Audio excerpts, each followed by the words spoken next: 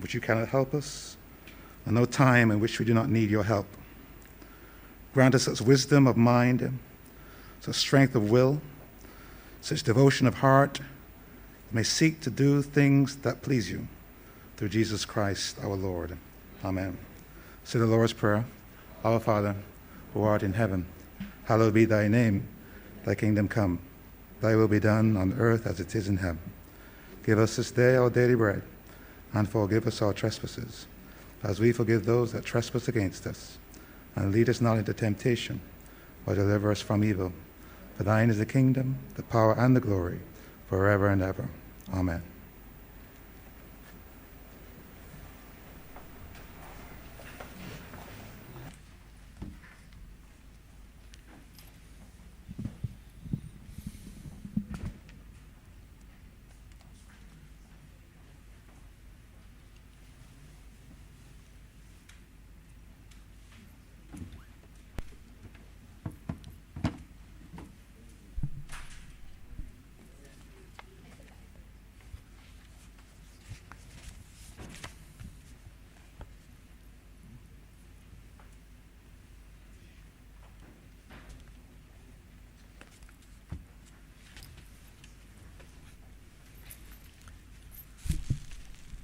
This House is in session.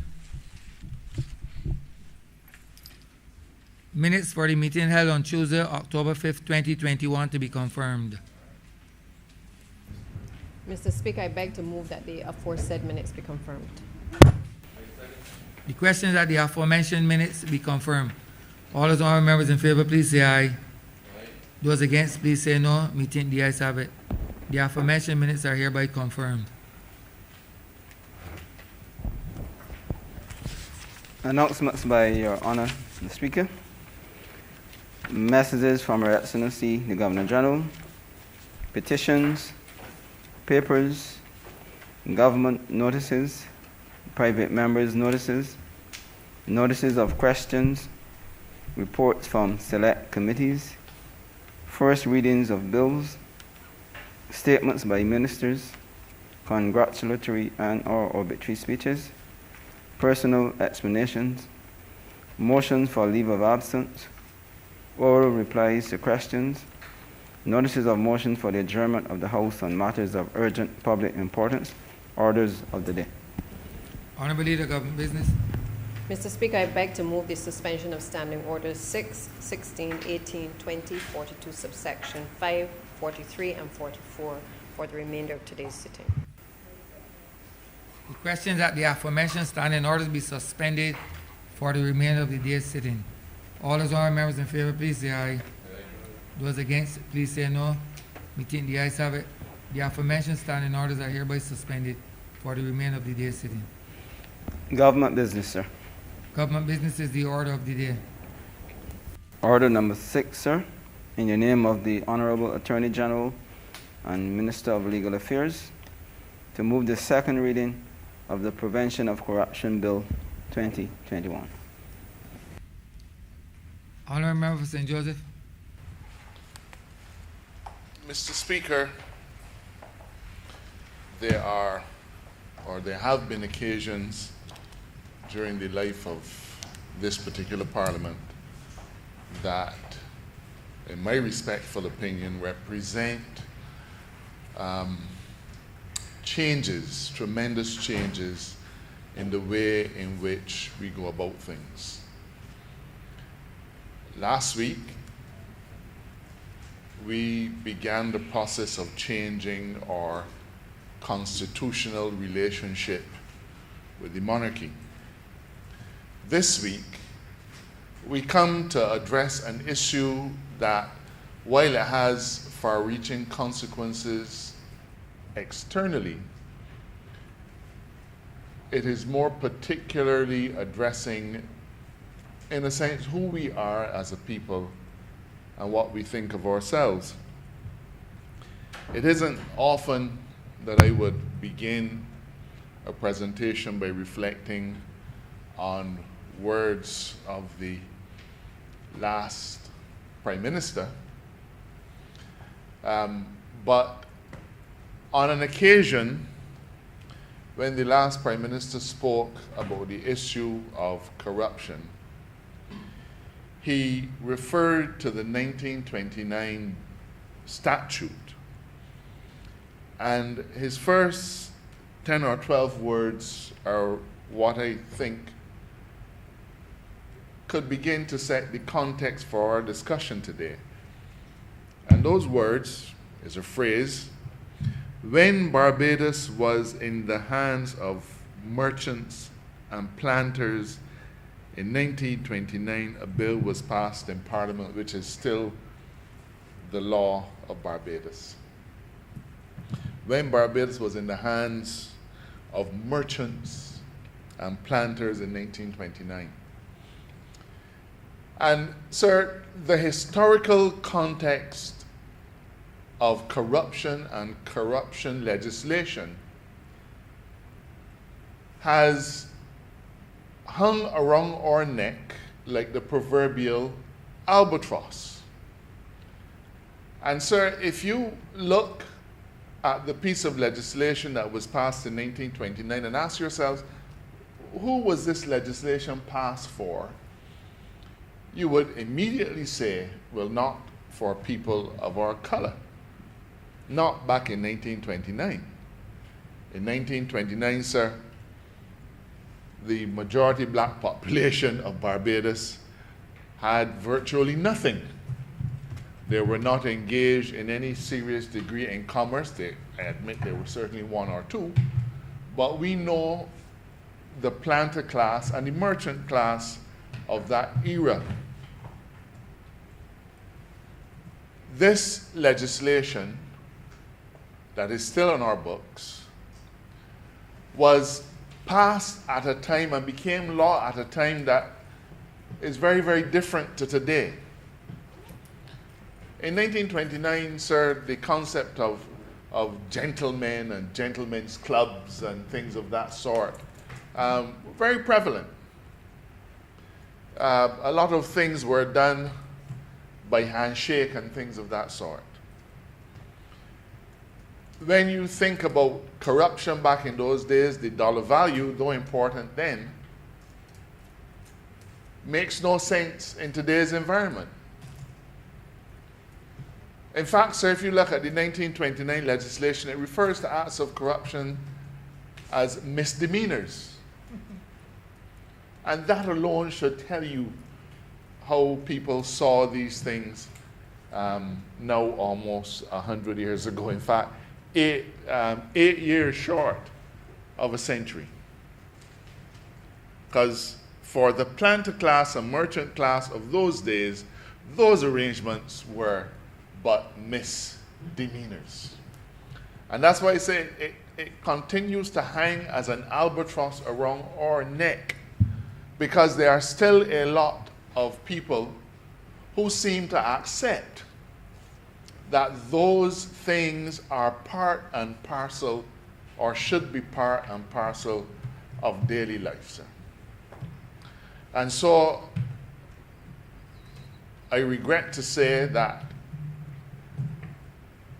in recent times, there are people, or a set of Barbadians have emerged who seem to think it is almost natural and normal for you to pay somebody to get what you want.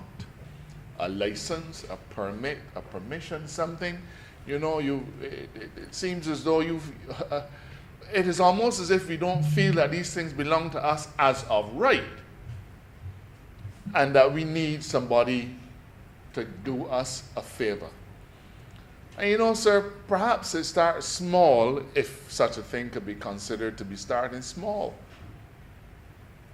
Because I am aware, I've had conversations with people who say, man, you can't get anybody a little something so it could get do faster. And that tells a tale, sir. Because there are people like you and me and like everybody else who seem to feel that in order to get something do faster, not in order to get it do, you know, because they accept almost the certainty that it will be done, But they begin with the premise that it can take long. It can take long to get a planning permission. It can take long to get a liquor license. It can take long to do anything at all relating to government. And therefore, they wonder, can I give somebody a little something to get it done a little faster? And then there are those people who believe that what they want, they're not sure they can get. So the next question is, can I give somebody something to make sure I get through? Now, sir, I don't think that Barbadians over the years recognize how those things were eroding the very foundations of our society, sir. And they erode the foundations of our society because it means that the person who has will get through faster than the person who has to wait. It means that the person who has can get what he or she wants, while the person who is not in a position to pay a little something ends up being left to the fates and fortunes. It eroded our society, sir, and our governance because it meant that decisions might not be made on a rational basis, but purely on a basis for self-gain. Mr. Speaker, the problem with this is that when it becomes so pervasive, it almost seems to be acceptable. And in our manifesto, Mr. Speaker, we said that corruption was a stain on our society and that it was our pledge to root it out. Mm-hmm. Now, sir, we spoke extensively in the last election campaign about dealing with the issue of corruption. And I know, no point hiding from it, that a large number of Barbadians expected and still expect that they would get their pound of flesh. And they expected then, and they still expect, that individuals will be dragged before the courts. And they have expressed to me and to others a disappointment in this administration not having been able to achieve that particular aim within the time that has passed so far.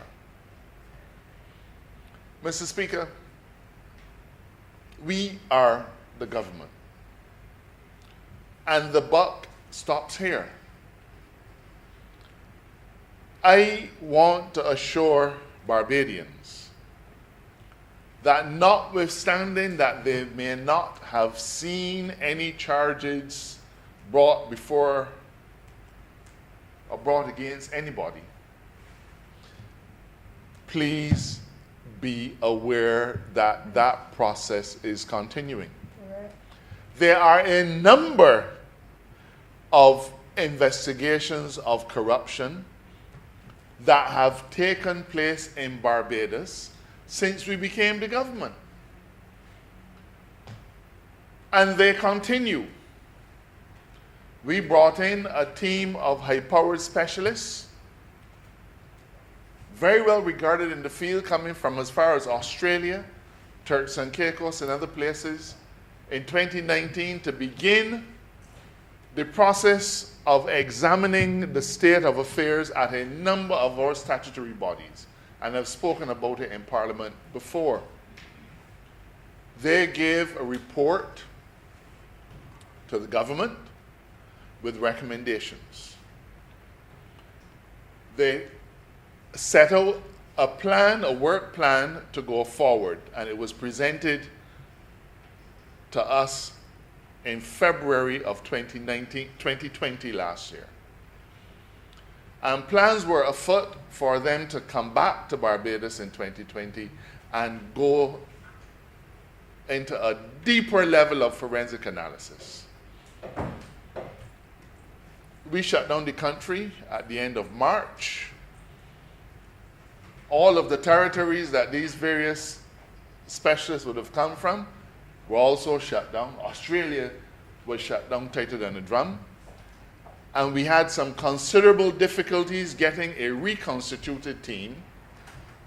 We had considerable difficulties planning for these individuals to return to Barbados to do the work. And then, of course, sir, there's the practical matter of government resources, because these specialists do not come cheap. Now, sir, I have told this chamber that the Trinidad and Tobago government, the current regime, in their first term, they brought in 30 specialists and made them all police constables and stationed them to work out of the Parliament building for the purpose of doing nothing but investigating corruption. They have only been able to bring one charge so far. So let us begin by looking at some fundamentals, sir. Acts of corruption are easily alleged, difficult to prove. Easily alleged, but difficult to prove. And it bears repeating. Since we became government, a lot of the people who had come to us and told us that they paid this body bribes, and they gave this body $40,000, and they gave this body $120,000, and on and on and on, sir. When we go back to them and say, let me talk, we want to put this man in the hands of the police, they wither, sir, like a spinach leaf in the hot sun. Yep. And the excuses come out. Oh, I forgot to explain where you get the money from. Oh, I don't want nobody to know that I was involved in that, and so. Oh, I still got to do business here, and my children still go in school with so and so, and I don't want to create that problem for myself and my family. A level of cowardice, sir, a level of cowardice came to the fore, and these people withered. And therefore, absent people coming and giving testimony, you need to take a different approach to how you investigate. You have to now begin to investigate accounts, how the money moves, where it moves to. And our reality is that we don't have in Barbados the level of specialization that is able to address those issues. We are building it, but we don't have it. The areas in which we are focusing our efforts are not things to be discussed on the floor of Parliament. But let me say that our efforts in investigating acts of corruption continue. Investigations are held, are done, are conducted, but they're not conducted in public glare. They are painstaking, they take time, they take precision. I give you the assurance, Mr. Speaker, that that work continues. But there's another element which is relevant, and that is how we deal with the problem going forward. And that's why we're here today. We are here today, Mr. Speaker, to pass a bill. As I said, it is ironically just 8 years short of 100 years. 8 years from now would have been the 100th anniversary of our prevention of corruption legislation. We catching it in time, sir. And this new bill, based on a piece of legislation in one of our OECS sister states, Grenada to be precise, is a modern piece of legislation which will form the centerpiece of a whole suite of corruption legislation. So when you ask how are we dealing with the issue, the first thing that we're doing, we're investigating, yes, but that's investigation for past transgressions. But the first thing we're doing, sir, is to put a new piece of legislation on the table. Now let me say, Mr. Speaker, that there was a prevention of corruption bill before Parliament. It was on our order paper in 2020. I think it got on our order paper in January of 2020. And the plan was to completely work on the Integrity in Public Life Bill, and then immediately after pass the Prevention of Corruption Bill. Well, we all know, sir, that the Integrity in Public Life Bill was defeated in the other place, and then Parliament was immediately prorogued. So this particular piece of legislation, the Prevention of Corruption Act, died with the last sitting of Parliament. We took the opportunity, in as much as we had to bring it back to Parliament, to do a few additional things to it, to help to further strengthen it, and to help to give better investigative powers to the entities who are going to be doing the investigation. And I'll go through the bill very shortly, sir. But the point I'm making is that what is here today, it isn't as if we didn't bring it to the chamber earlier. We brought it to the chamber, I believe, in January of 2020. Mere 18 months after we won the election, just about 18 months after we won the election in 2018. Now, I mentioned the word sweet. It is clear, and it has always been clear, that a single piece of legislation is not going to be adequate. It's not going to be adequate, sir, to deal with issues of corruption. And, Mr. Speaker, let me say that throughout this process, we have been guided in large measure by the United Nations Convention Against Corruption, the UN Convention that was adopted by the General Assembly of the United Nations 31st October 2003. That convention, sir, is the first truly global effort at dealing with the issue of corruption in states. And I would like to thank a former member of this chamber, Sir Louis Tull, who, as Ambassador Extraordinary and Plenipotentiary, helped Barbados and represented Barbados specifically in the negotiation of the text of this UN Convention. And since then, a lot of work has been done on it. We've been guided by the Commonwealth that has done a tremendous amount of work on that particular convention and has published an excellent treatise called Commonwealth Strategies to Combat Corruption. And one of the things that this convention asks states to commit to is not just passing legislation, but establishing a specific body for the purpose of dealing with corruption issues. And if you will cast your mind back, sir, to not long ago, this chamber passed a statute establishing an anti-corruption agency, an agency for the specific purpose of dealing with corruption. When we talked about it, people were saying, man, they're just taking away work from the police and all kinds of things like that. Nothing of the sort.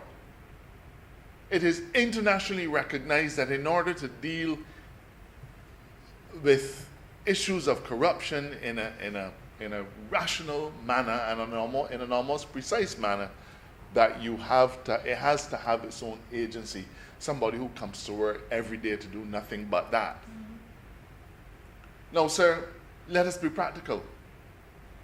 The Royal Barbados Police Force has a financial Investigations Unit. It's a unit that investigates financial crime, sir. But it is not a big unit. It's a specialized unit, but it is not a big unit. And all financial crimes in Barbados will make their way to that unit.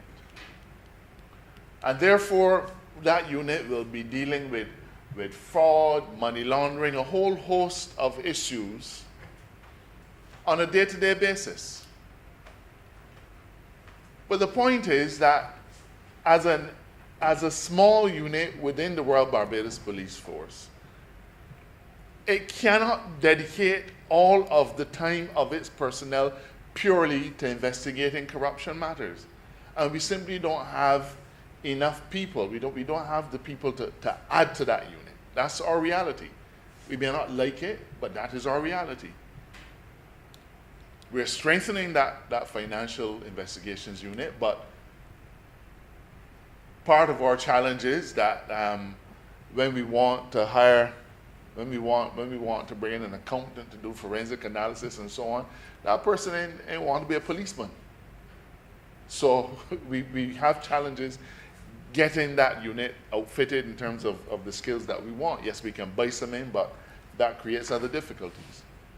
So we have already established a body whose specific purpose it is to investigate acts of corruption. And if you cast your mind back to that statute, sir, the only people in Barbados who have better protection in terms of security of tenure would be the DPP, the judges, and the Auditor General. The individual who is appointed to be the Director General of that entity is his appointment is dealt with specifically and his removal from office. So it is not, you can't say that he will be a creature of any political body of the day. So, sir, let me carry you back through this. It's not just the issue of setting up a new piece of legislation, bringing a new piece of legislation to the books. We're also required to set up a specific agency, and that box has already been checked. Added to that, sir, will be the Integrity in Public Life Bill, and I can say to the Chamber that I expect to be able to lay that new bill in this chamber before the end of October. We, sir, it is unfortunate that it got defeated in the Senate, in the other place, but that is what it is. We've gone back to the drawing board, and the two areas that the members of the other place specifically said they wanted addressed, one area was to do with judges, and the other one slipped some mind specifically, but we've gone now and we've addressed those issues, and that bill will be laid in Parliament to come back to this House. I pray for its passage in the Senate when it gets to them, sir. In addition to that, we recognize that we have to afford protection to the so-called whistleblower. The individual who, in good faith, says, I have seen something and I can't keep it to myself. I really feel that I should draw this to the attention of someone so that they know what is happening. You see, sir, it isn't everybody who wants to be a whistleblower. A lot of people want to be gossipers. They want to come and whisper in your ears. And as I said, when you look wrong and say, well, come, they disappear. They wither, sir, like the spinach leaf in the hot sun. But there are individuals who, if given adequate statutory protection, we believe that they would be comfortable enough in their minds to be able to come forward, knowing that they can't be victimized, knowing that they can't be unfaired, because there's a statute to protect them. And that bill, sir, I expect also to bring to this chamber before the end of the month. And then finally, we have a piece of legislation which is on the order paper, which is a remediation agreement, a remediation bill. which will attempt to give us a number of options in terms of dealing with entities who might be found guilty, in fact, not just of corruption, but in terms of a whole raft of other things that may arise. So we talk about a suite of legislation. I remind you then, sir, that it isn't a single piece of legislation that will equip our legislative arsenal. It will be a whole set of pieces, all of which combined puts Barbados in a good position going forward, puts Barbados in a position where we will have a credible response to acts of corruption. Now, Mr. Speaker, a lot of what we have to deal with, though, will not just be statutory. It will have to be how governance operates.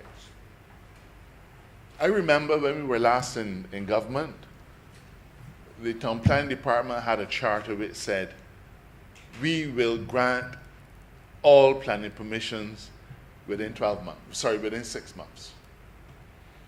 It was a guarantee by a state entity which said to citizens, in 6 months and no more, you will have your planning permission. Now that, of course, doesn't take into account things like environmental impact assessments. Those are obviously planning applications of a whole different kind.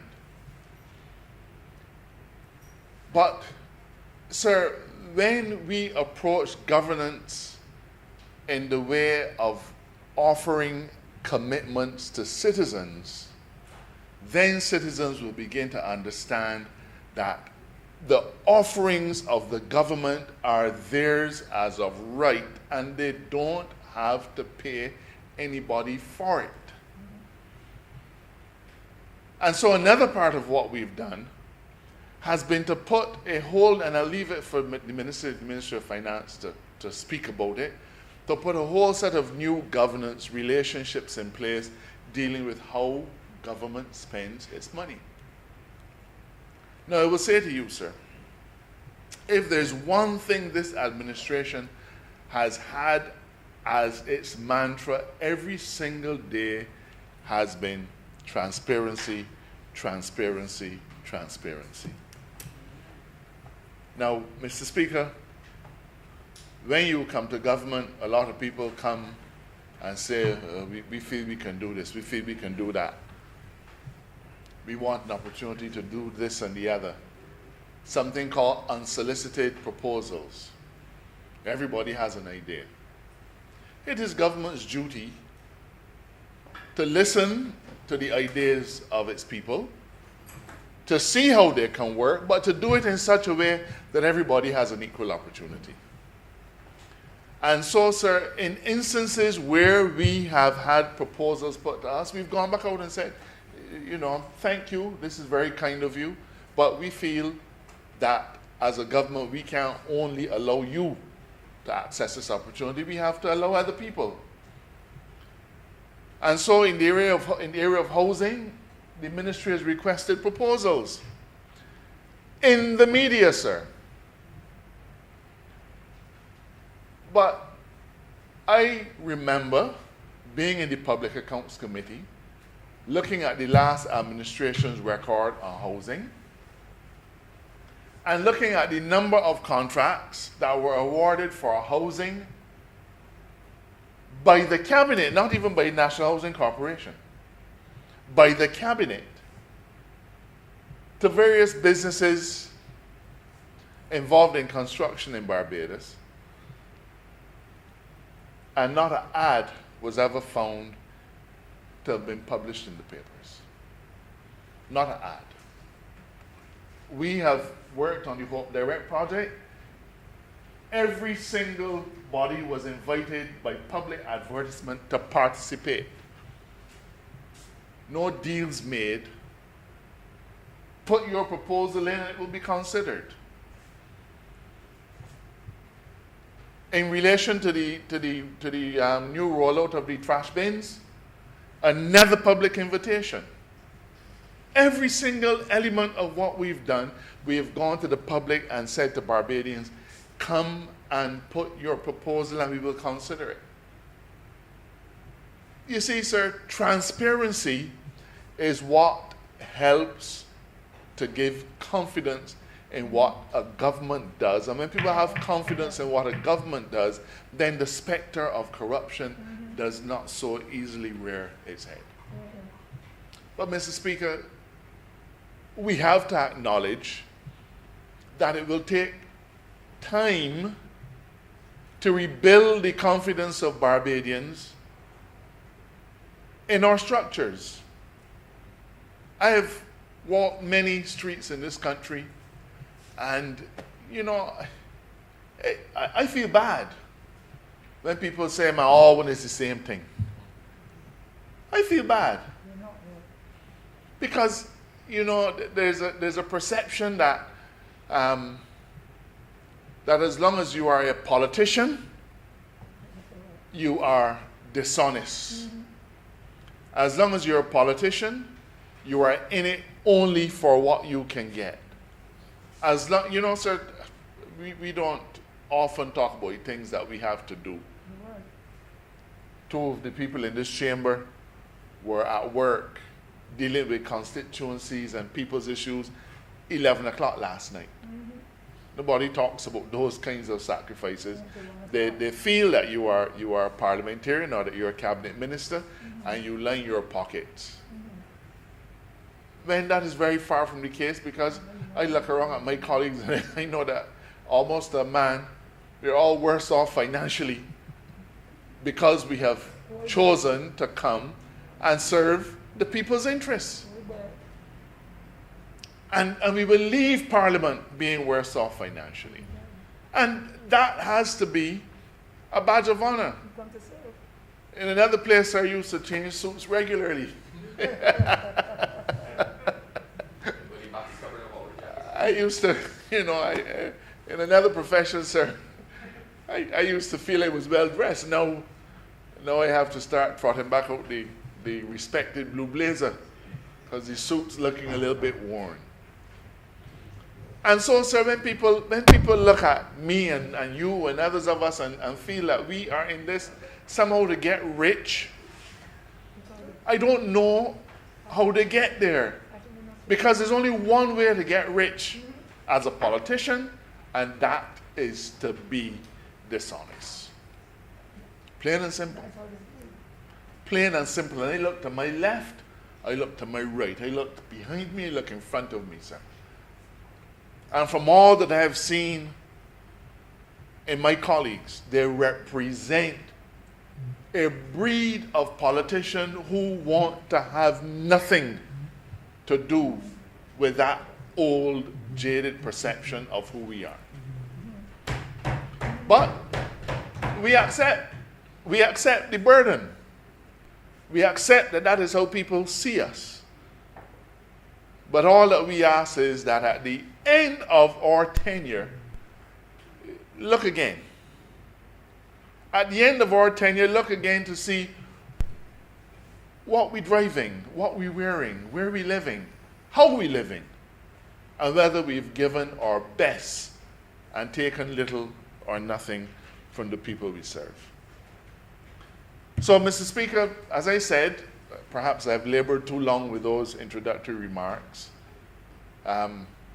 Today represents a change because we finally will have on our law books a piece of legislation that is able to deal with the issue of corruption.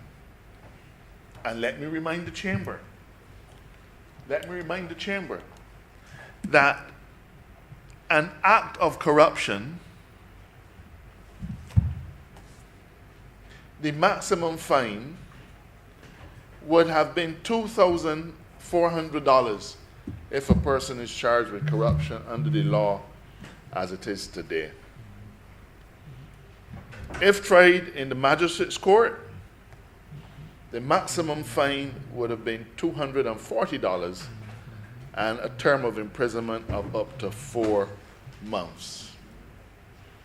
That, sir, is not a deterrent. 10 years before World War II, when the planters and merchants passed this act, There were no contracts for tens of millions of dollars or hundreds of millions of dollars. Yes, the relative value of money would have meant, of course, that the dollar figures in those days would have been different. The relative importance and relative value might be closer, but we have kept anachronistic fines on our law books for almost 100 years, and not just in this area, in others.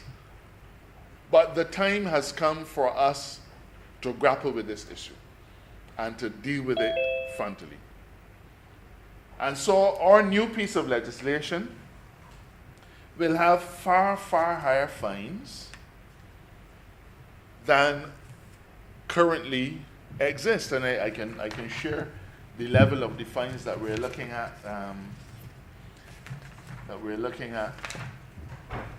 in this. We're looking at fines on summary convictions in the magistrate's court of $500,000 or imprisonment for 10 years or both. On conviction in the High Court, fines of up to $1.5 million or to imprisonment for 15 years or both, sir. So we are looking seriously at the level of penalties and to make sure that the potential penalties that can be imposed on an individual found guilty of corruption are a true deterrent. Now let me say, Mr. Speaker, and you know it only too well, nobody in this chamber decides what fine will be imposed on a person when they get before the law courts. I have often spoken about the doctrine of separation of powers. That is for the judge to determine. And equally, constitutionally, we cannot say a person found guilty of an act of corruption must be fined $1.5 million. That removes the discretion of the judge. And that would mean that Parliament would be supplanting the role of the judiciary and is therefore unconstitutional. Am I right, Mr. Speaker? Constitutional Law 201. But what we are providing here is a wider range of fines that are available for the judge to impose, or a greater range of imprisonment terms for a judge to impose. So a judge can impose anything up to $1.5 million in fines, anything up to 15 years in imprisonment. Those, sir, are true deterrents when you consider what corruption can take place today. I also want to say, sir, that part of the challenge that we recognize is the powers that are available on an investigation. And, sir, our overseas consultant said to us, you know, one of the difficulties that you will have is really how to get a proper investigation done. Because in an investigation, you have to be able to demand of individuals documents, records. And so in this bill, and I mentioned earlier that we took the opportunity to improve on the bill that we had before, there is a part, sir, which is specifically called investigations. Nothing like this is anywhere else in the OECS. And as I said, we drew a lot from the Grenada legislation, but we understood that we had to go further. And so there's a part which is headed investigations. And this part, sir, serves to give the investigating authority special tools to be able to get documentary evidence so that it can be analyzed and gone through and sifted through and poured over to see how money moves, where it moves to, how does it eventually get to where it needs to get. And there's also the opportunity for cooperating with entities outside of Barbados. Mr. Speaker, I talk about the suite again. I talk about the need to get things to dovetail, because in the bill, which in the act setting up the anti-corruption agency, that agency which will be investigating corruption has the powers to work with entities outside of Barbados. Something that we now make easy, sir. Mr. Speaker, in this bill,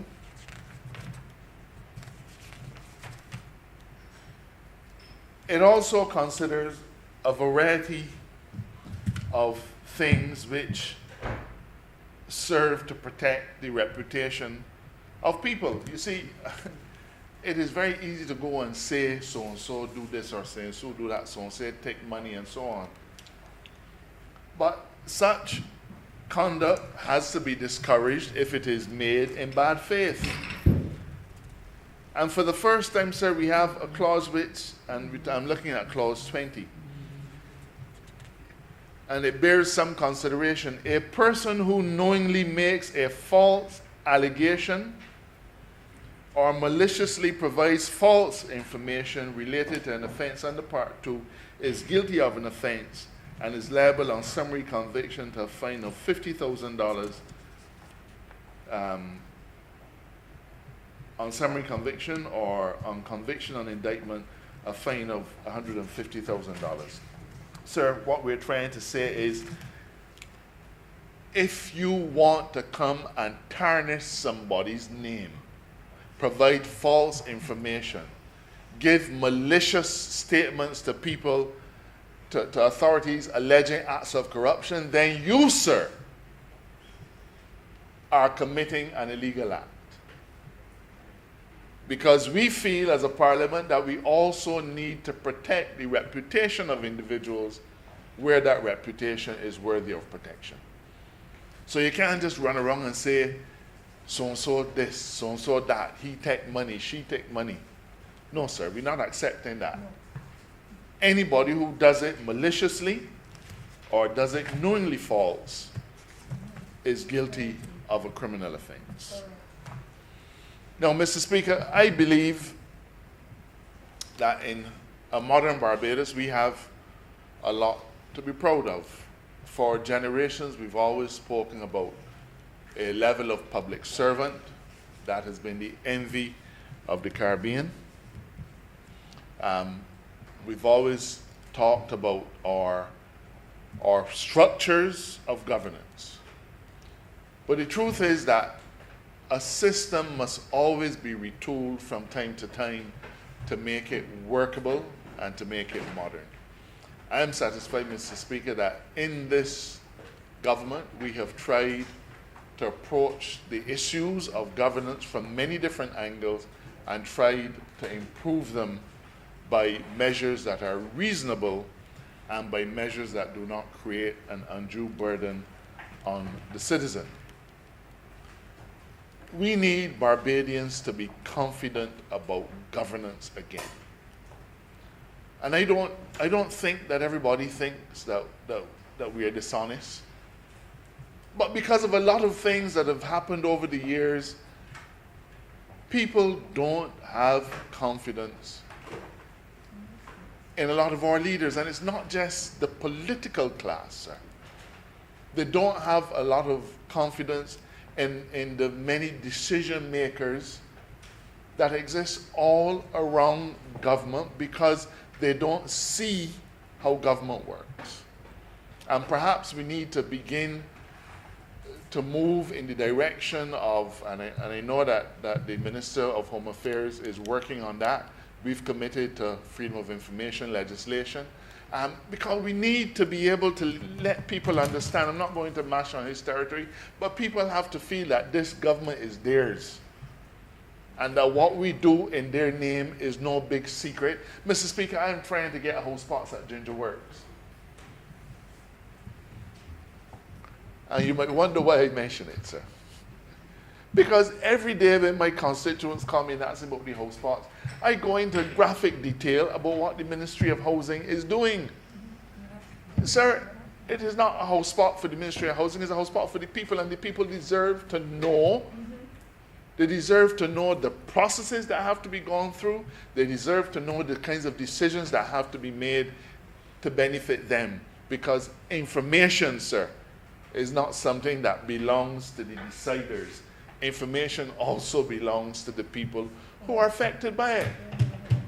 And I tell them, not just because they have a right to know, but because when they know, there's a better chance of them understanding that it is not so easy as saying, man, take a whole spot there, go and put one over there. There are things that have to be gone through. And those things, yes, accountability. They establish accountability. They know what they can expect. They know transparency. All of these things are part of good governance. And so, sir, I am never afraid when people ask me questions about the police force. There are, of course, certain things that I would never disclose to the public. But there are also certain things that I feel we should say to the public equally. We will never disclose matters in relation to the details of an investigation or law enforcement. But the fact is that people need to have an understanding of how we serve them. And the connection, sir, to the issue of corruption is real, because if they have a good understanding of how government works, what are the processes, is it transparent, then, Mr. Speaker, people will have confidence in the system. And then, once it is transparent, there will be little or no opportunity for individuals to abuse the power that they have. Mr. Speaker, I commend this piece of legislation. It comes with an explanatory note which goes through the various clauses. I will highlight, though, that it incorporates the United Nations Convention Against Corruption. Let me say that there have been some people who've been on the front lines of the corruption issue. I know that they support the efforts, but I've had to take licks from them I don't mind. And I speak of Integrity Barbados, sir. Integrity Barbados is a group of civic-minded individuals who have performed stellar service to Barbados and Barbadians as the watchdog of the people's trust. We don't always agree on everything, but I have to say, sir, that Integrity Barbados represents what a watchdog should be. And they have pilloried us publicly for not having passed the Integrity in Public Life legislation. They have pilloried us for not having brought the anti-corruption legislation. But I know, sir, that at every step of the way, this is not about criticizing a government. This is really about telling the government to get on with what it has to do. This particular bill went out to Integrity Barbados for their comment, and they responded by giving very clear comments on the bill. It isn't everything that they want that we will have been able to put in this bill, because some of the things that they have pointed out are for other pieces of legislation. Some of the things that they have queried have to do with drafting style, and of course we have our own style of drafting. The important thing is that the legislation works. We've also had consultations with the bar, and the bar has also very kindly made critical comments of the bill, and in every place that it was possible to do so, we have taken those comments into account, both of Integrity Barbados and of the Bar Association. I want to thank them, sir, for taking the time out to stand and look this over on behalf of the people of Barbados. Their only interest has been in improving the legislation, and they gave that kind of service to the people of Barbados graciously. And one of the things that Integrity Barbados was concerned about was us adopting the International Convention. And I am happy to say, sir, that this bill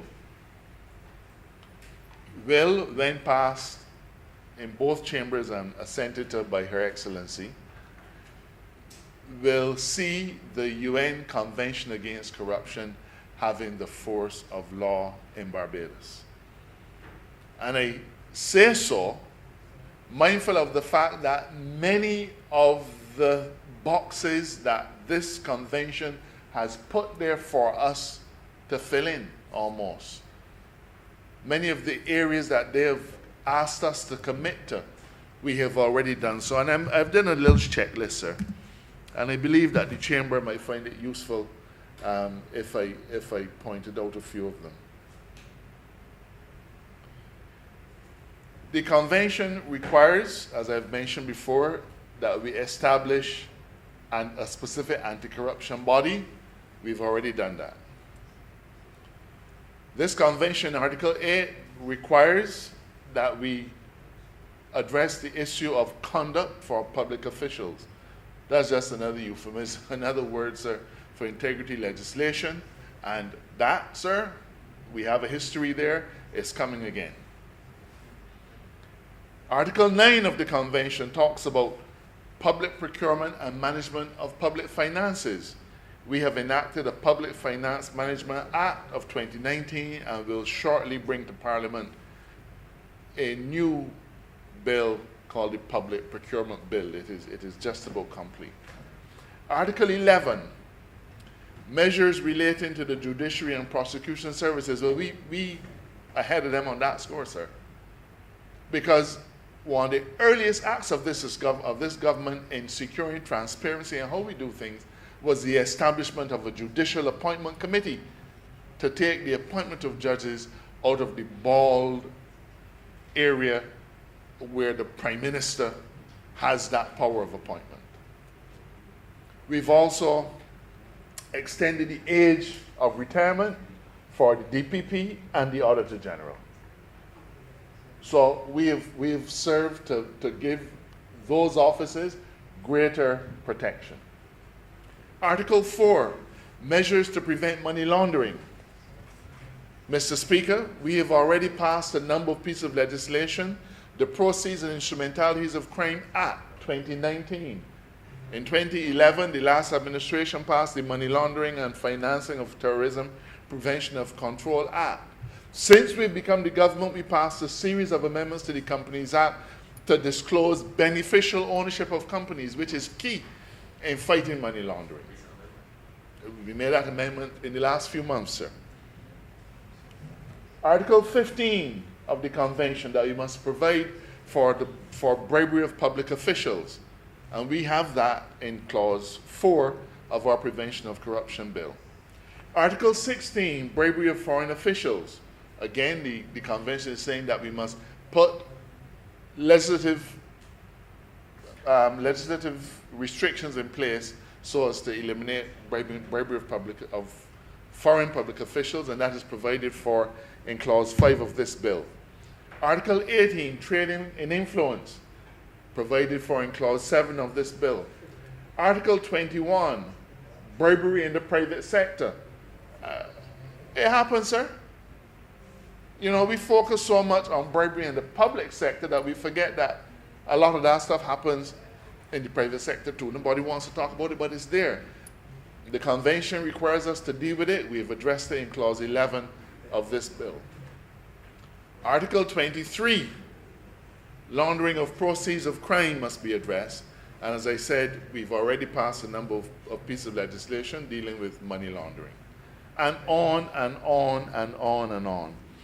So while it is true, sir, that we've come to this dance a little late in terms of making the UN Convention the law of Barbados, I can say to this chamber proudly that most of the things that are required by the convention, we have already taken solid steps towards achieving.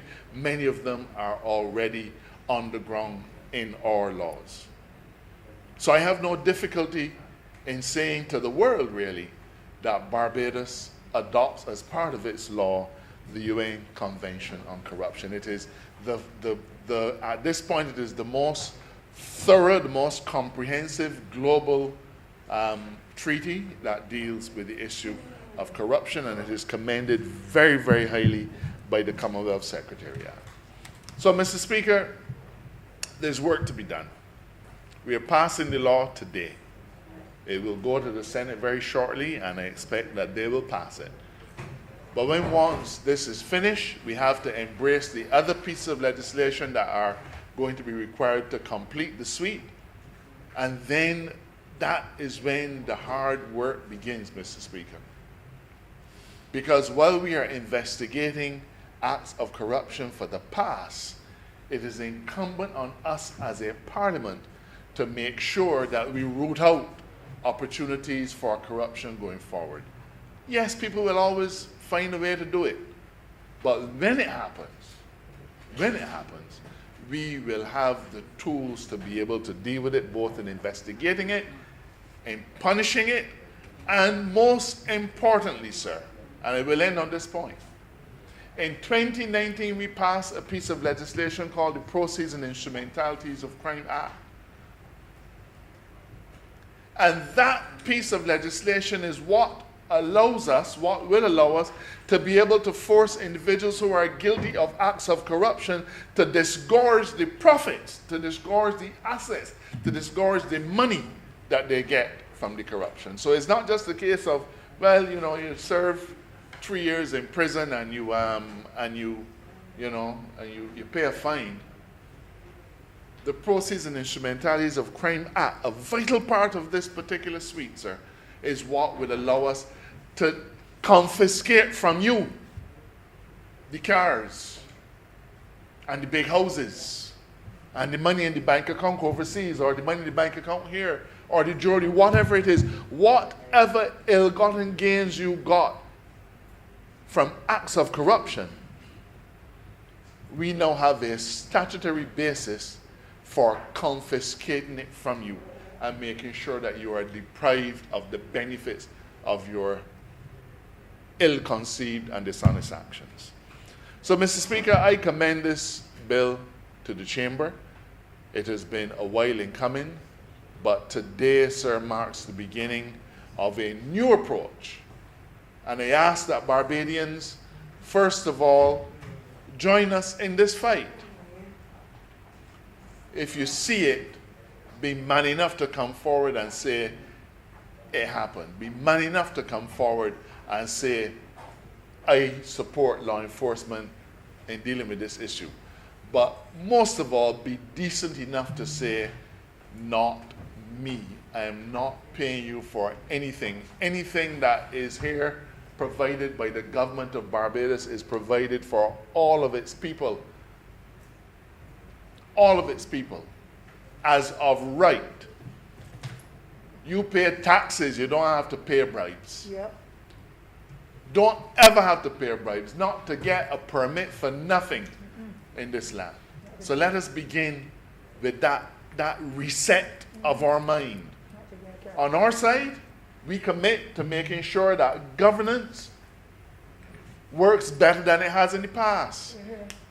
We've completely changed how we deal with liquor licenses so that it's quick. People want to know that the government is responsive. We're changing how we deal with vending so that that is responsive. All government agencies. Immigration. Immigration, yes. Town planning. Government electrical engineering department. All of these entities that have to interface with people that have traditionally been in the scope or in the discussion when we talk about acts of corruption, permits for ZRs, all of these things. These are things that are yours as of right. So we are going to do our part, and we ask Barbadians to reset, because that is not who we are. I'm obliged to you. I would like to move that it be. Will this bill be read a second time?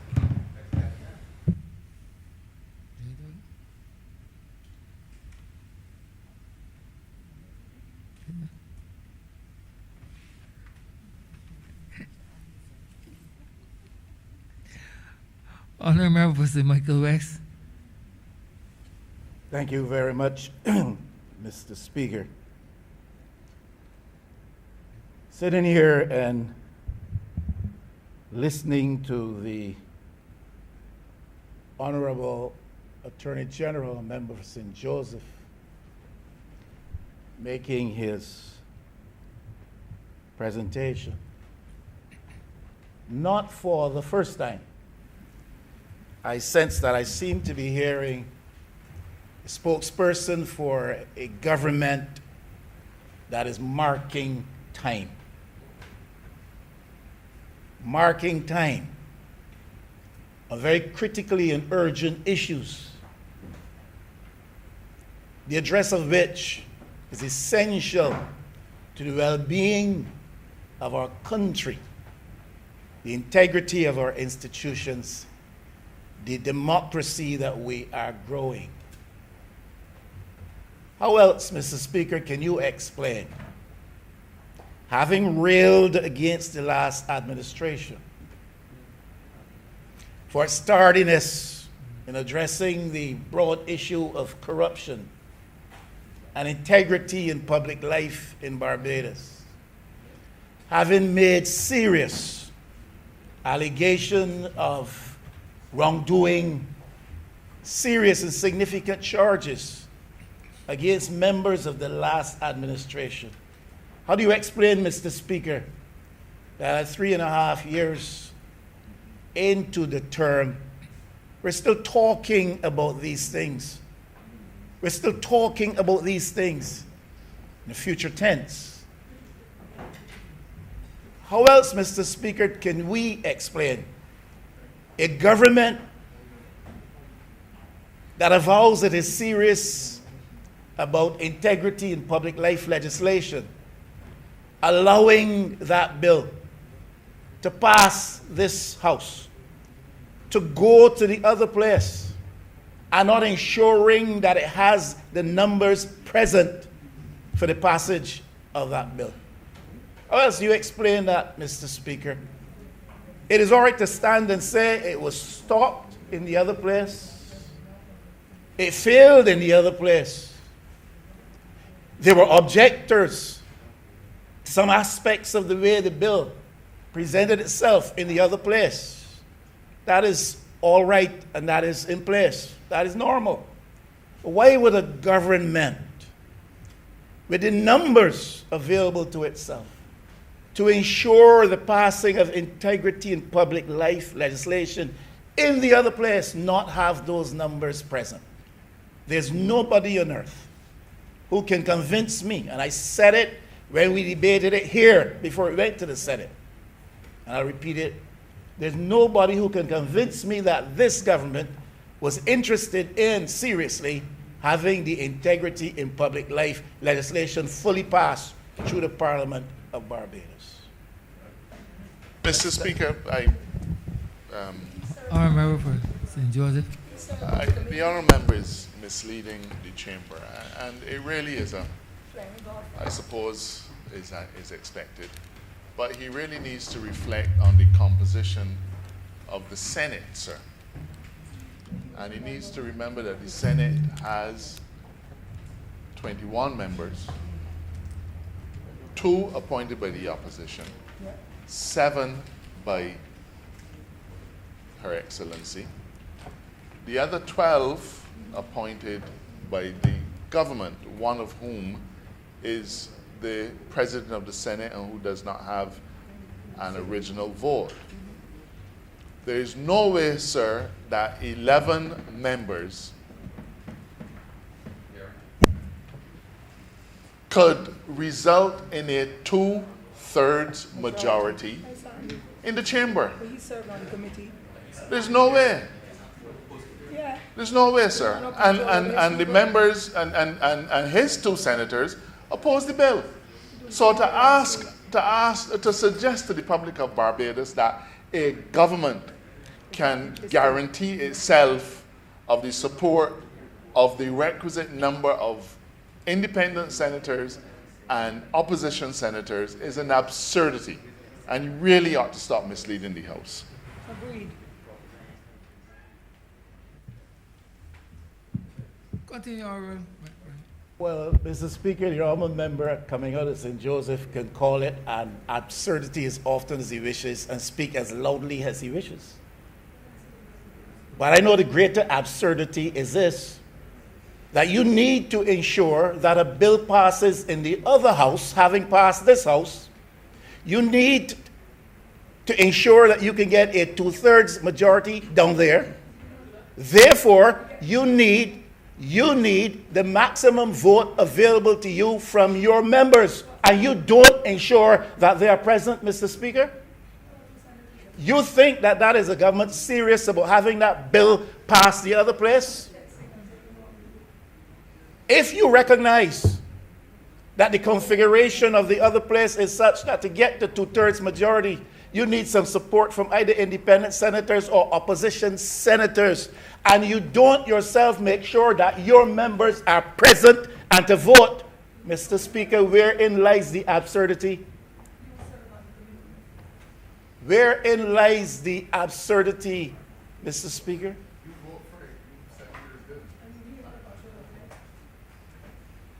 I am not here to exercise control over adult, reasoned, educated, informed people who are making a serious contribution to debate in this country.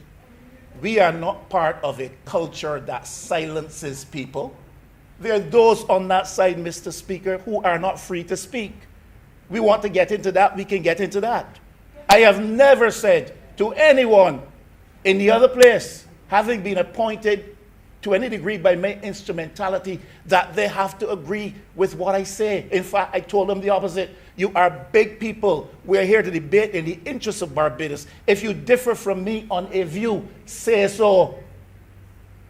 We have never reached a point of collusion on any matter with reference to public debate in Israel. But others on that side can't speak freely. Not a single one of them can get up and dare to differ from that which is printed on the choir sheet. If you want us to go down that road today, we can go down that road. But you want to tell me a government that is serious about having legislation passed in the other place, knowing that it requires a 2/3 majority up there, and knowing the configuration does not ensure that its members are present for that, but you can't be serious. I think therein is where the absurdity lies. And I'm not going to accuse anybody of being absurd, but I think in that is where the absurdity lies. So you're marking time. You're marking time because you created a certain expectation in this country that this government will change the nature of things and the culture of things in Barbados. And you're getting ready to face the people again and to ask of them their favor, and you have nothing hardly to show in 3.5 years. So you come here again and you take an additional step in marking time. Can't be serious. Cannot be serious. I heard nothing said by the Honorable Attorney General in his presentation that suggested to me he is of the view. And maybe this is another absurdity on my part. I heard nothing to suggest that he is to any degree of the view that what we have in Barbados is a culture of corruption, systemic corruption. We can't bring instruments here and talk glibly about stipulations that would address the ad hoc situation there, the intermittent issue there. We are, Mr. Speaker, you work in the law courts of Barbados. You're also a man of the people. Your focus has been on sociological development of this country. You've taught that. You understand what obtains around us. You are now in the practice of politics and have been for quite a while. You understand what faces us. This is not the occasional excursion into corruption by a few. In Barbados today, we are facing down a serious situation of corruption. It's systemic. It's part of the culture that operates the higher echelons of life in Barbados. It's endemic, Mr. Speaker. You can't come here and glibly sing some song that we have done this and we will do this and this will address this situation. What this Parliament needs to acknowledge, what the public of Barbados seems to perceive, and the Honourable Attorney General spoke to the issue of perception to a large degree. What this Parliament needs to understand, the average man perceives that the high levels of corruption as part of the culture, way of life in Barbados And it's not just related to persons operating in the political sphere. It is not that politicians are seen only in a negative light. People believe that what we have is a network, a swirl of corruption, a cesspool of corrupt practices in Barbados. And this Parliament, having excited the anticipation, the expectation of the people, needs to address that and stop marking time. That's a reality. If you want to call it an absurdity, do so. But that is a reality. Mr. Speaker, you know it perhaps. Now, the Honourable Member for Christchurch East may or may not know it. Certainly, the Honourable Member for St. Michael North West does not know it. The quite Honourable Member for St. John does not know it. Even my honourable friend out of St. George North does not know it. These two honourable colleagues who sit behind me very quietly may not know it. All of these people to whom I've referred, they have just arrived. The honourable member of St. George North, they have just arrived. They have now come into the vortex, the milieu of what happens around politics, political practice in Barbados. But there are those who have been here for a long time. And there's no way they cannot know. If I can know, so can they. That what we have to face down in Barbados is a culture of corruption that's endemic and that eats at the inners of this country. And if Parliament does not vigorously and quickly address and stop marking time, the people of Barbados will lose this country. Now that can be cited as an absurdity if they wish. To me, that is a reality. Certain elements of the banking sector, Mr. Speaker, certain elements of those who are in the business of developing, the developers, the valuers, Mr. Speaker, we can go on, the construction magnates, some in the political circles, and some in official circles. It's a network, a cesspool.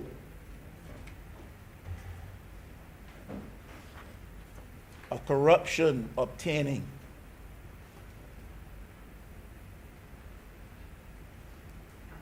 Attorney General, Honorable Attorney General is quite right. So many people are afraid to speak. So many people are afraid to say anything, even among those who occupy these precincts and who know without a doubt the practitioners of corruption in this country, the naughty hands that live in the dark behind the scenes, that live on the backs of the people of Barbados, that use the system for their corrupt, narrow benefit interests. We know it. Get up here and sound good and talk glib. Get up here and sound good and talk glib. But it's there when the other party is in office. We rail against that issue. When we come, it's all hunky-dory. We are doing our best. We are investigating, and we are bringing legislation, and we will address that 3.5 years. Now you have to face the people who voted for us. Hear me? On the basis of the fact that we promised to address these things, and we have failed to address them, and all kinds of excuses to which we make recourse. Couldn't get a team from here and couldn't get a team from there. And COVID shut this down and COVID shut that down. And this bill came here and it was defeated in the other bill. All kinds of excuses. While the country dies. While the country is being raped, Mr. Speaker. While the average Barbadian out there constitutes a populace that fall prey and victim to these people's greed and dirtiness. That's where we are. You know the network, Mr. Speaker. You get information, perhaps even more than I do. But check it out. Those who are in banking, those who are in property development, those who are in construction, those who are into real estate and valuation, you know the fraternity of corruption, the cesspool of evil doers that exists out there.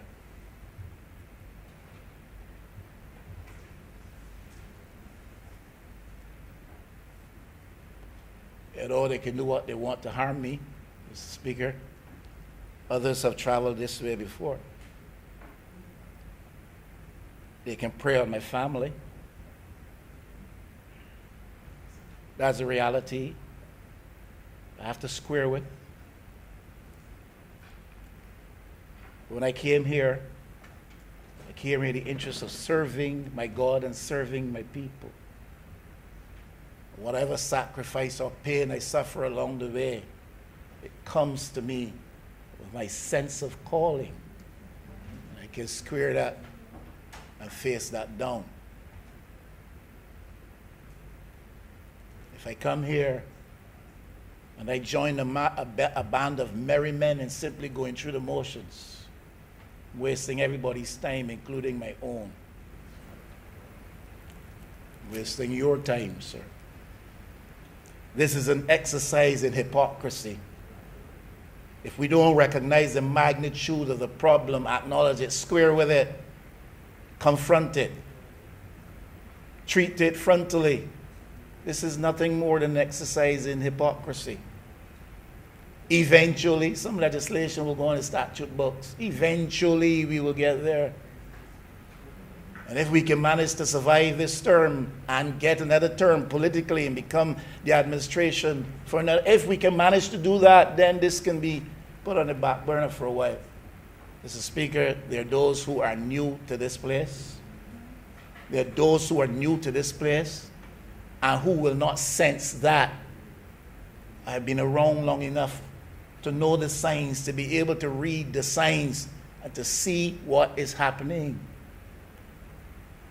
I pray to God that those who are new will be awakened to this reality and make their moments in this place count. Well, they have their brief sojourn here. This is an exercise in cosmetic process. Paint a rosy picture. Construct a different public relations platform. Determine what the narrative is going to be. Sell it to the public through our friends in the media and else otherwise. That's what we do. That's what we do. And then we make recourse to our beds at night and sleep comfortably while the country is raped.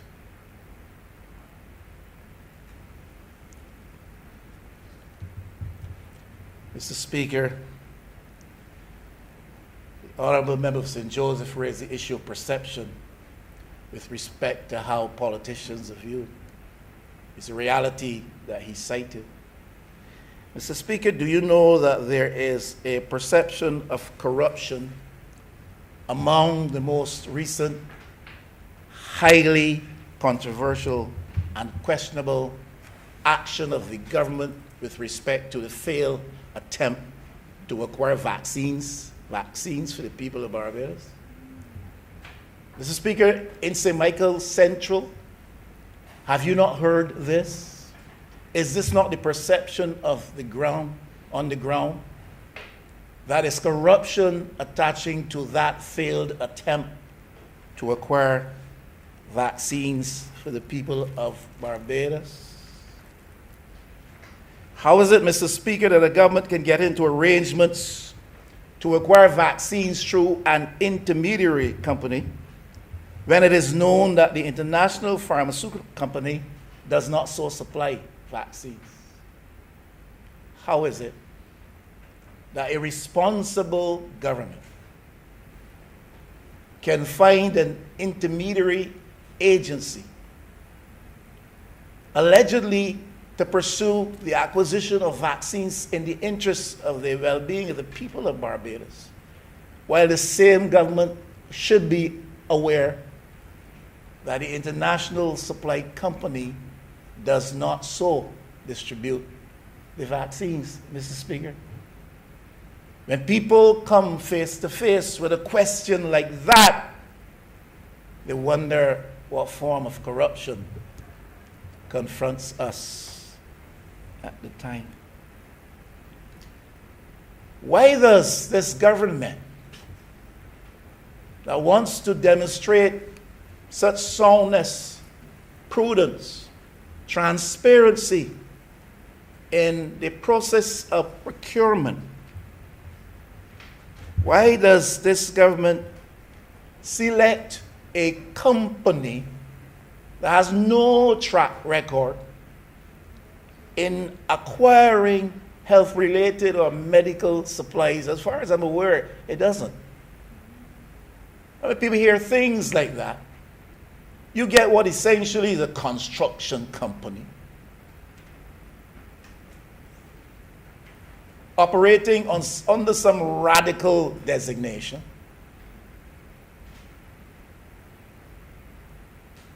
To be the main instrument through which you seek to acquire vaccines from an international company that does not so supply, and the company you select has no track record in so supplying, no track record in this area. And the Attorney General made it a very loud sounding avowal of his. He was loud when he said that his government now, having observed what happened with the past administration, is very careful as to its process of selection of those who supply it with services or products. Now, Mr. Speaker, I don't know what was the mechanism used for identifying and selecting a company with no track record in this area to acquire these vaccines for Barbados. So when the average fellow out there in St. Michael West gets to realize that this company doesn't have a track record, and when he becomes aware that he is not being informed that advises what is the selection criteria and the selection process through which this company was chosen to undertake this in the interests of Barbadians, allegedly, well, he's bound to come to the conclusion that perhaps there's some form of corruption. The perception is obvious. Perception is strong. Perception is real. Mr. Speaker,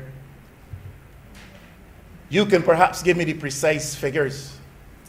But my understanding is that these vaccines should be available at a very affordable cost for a country like ours at $3 or $4. I think that's US. But when you hear on the street, and the average man on the street is hearing, when he hears, that's what I'm saying, that the Barbados government strapped for cash in strained economic circumstances in 2021, struggling to keep people surviving at the barest minimum in many instances, as you well know, in your area and in mine. The government is willing to pay 23 and 24, and that's US dollars, I think. When you hear that, is there any wonder that there's a perception of corruption? I'm agreeing with the honorable member for St. Joseph. A lot of the time there's a perception of corruption. The reality of corruption has to be dealt with, Mr. Speaker. The perception of corruption also has to be dealt with. And it cannot be dealt with by simply trying, whether it be the lips of the substantive Prime Minister or the acting Prime Minister, it cannot be achieved by simply trying to castigate an opposition member who simply raises questions that people outside are raising anyhow, and questions which become obvious to anybody. Or the government castigating any leader of any party anywhere in this country who raises it, dismisses it as a red herring.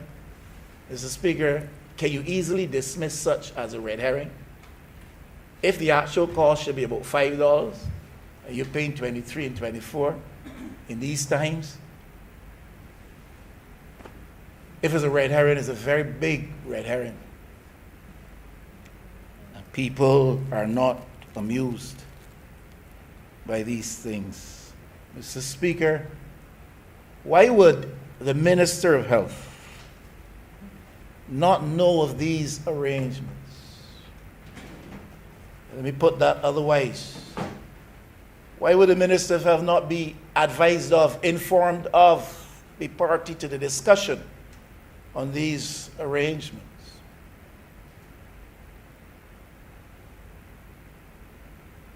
Yeah, you can have correspondence under the hand of the Permanent Secretary in the Ministry of Health,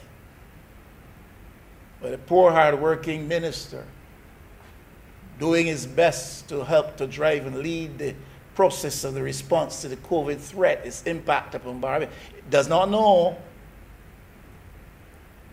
And he does not know because he's not being told, because nobody wants to place added stress on his already burdened shoulders. So he must be left to treat to the other things related to the COVID fight. But when it comes to the acquisition of vaccines, our main arsenal, our main tool in our arsenal of response, you spare him that knowledge. But a functionary under his leadership can write officially corresponding on behalf of the Barbados government. Now, I would imagine that if the Minister of Health does not know, the Cabinet does not know. Because the Minister of Health sits in the Cabinet of Barbados. And it can't be that any discussion pertaining to this went down at Cabinet level and the Minister was deaf while that happened, or asked to leave the room to protect his well-being because the discussion would be too stressful for his hearing and his ears. So I would imagine the Cabinet didn't know. If I'm wrong, I should be corrected, and soon.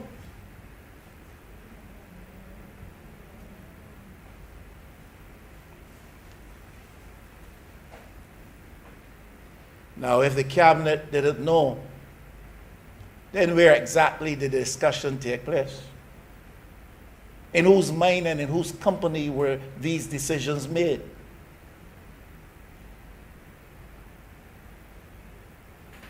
And was the Prime Minister off on a frolic on her own? Of course, Mr. Speaker, members of the Cabinet will have to square with that. And if they knew, they should say that they knew, and that they were in agreement that the Minister of Health should not be told to spare him added burden on his already weighty shoulders. Mr. Speaker, when things like these go down, the perception is birthed in the bosom and minds of people that there is corruption. And as a parliament, as a group of lawmakers, they have to treat to the reality as well as the perception of corruption.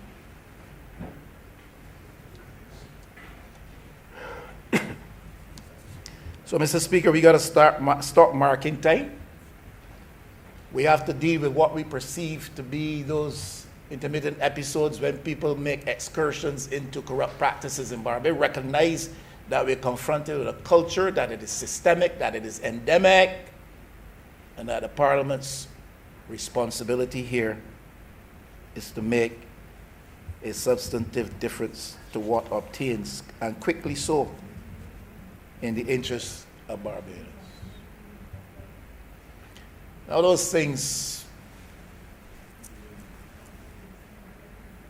said by myself thus far would not be well received. Maybe uncomfortable and awkward. And I may be quite off the mark. And if I'm quite off the mark, I simply have to be told I'm quite off the mark. I'll tell the rest of Barbados, listen, I was quite off the mark, and so are some of you. But in the absence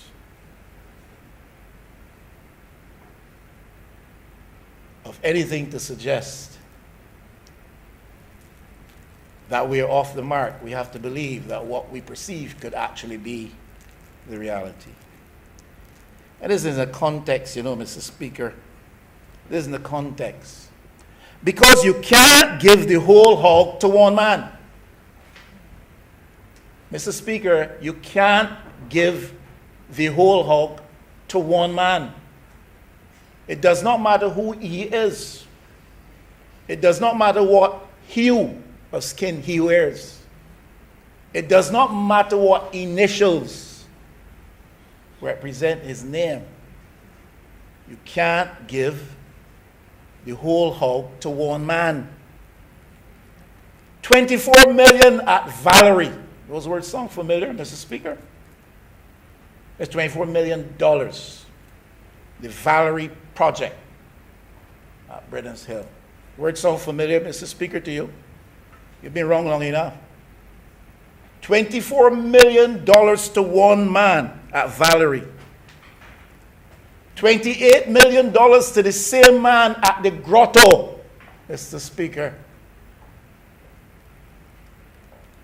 And this is not a voice that is sounding forth in celebratory note.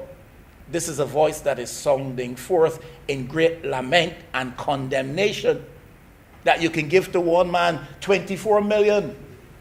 Come back and give to the same man 28 million. You can't give to the same man 54 million at birth, for birth 5 at the port. Those words sound familiar yet, Mr. Speaker? You heard those. I heard those. I agreed with those words. So did you. So did all of us. And then another $50 million in equipment at the same port. All one man. Same initials. Same hue. Skin. Same one man is being railed against as an action which is undesirable for this country. Then I agreed with that.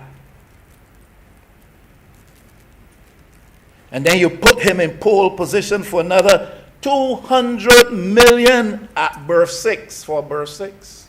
Same man, Mr. Speaker, you doing the maths? I've never heard of you as a mathematician. 24, 28, 54, 50, 200. There are real millions there. I've lost count. Can't do this. One man. To add insult to injury, you allowed him all the trams and trolleys that transport tourists from the ships to the terminal in the port. Same man. Same man. You can't give all of this to one man. And you do all of this while struggling taxi men can't even make $100 a day. And that's pre-COVID. That's before COVID. Can make $100 a day, so you know what's happening now. You give all of this to one man, and it was utterly and bitterly condemned, and justly so. And then you allowed him 1 or 2 acres for a cement operation just outside the precincts of the same port. Same man. Same man. When these things happen, there's the perception of corruption. That was the message then. That we perceive there must be corruption. If you're doing all of this in the interest of one man, there must be corruption. That's what we were shouting from the rooftops and the platforms. And then you give him all the acreage up at Coverley that was owned by NHC to build 1,100 houses and to earn $100,000 on each house. Same man. Same man. The same man, by the way, the vaccine man. Same man. Same man. Then you give him 5 acres up there for him to collect in excess of $100,000 per month in rent. Same man. On top of that, 2,300 lots at Bushy Park. Mr. Speaker, one man. This government, in opposition, railed, and justly so, against that, condemned that, told the people of Barbados we need to have a change in government in this country for things like this.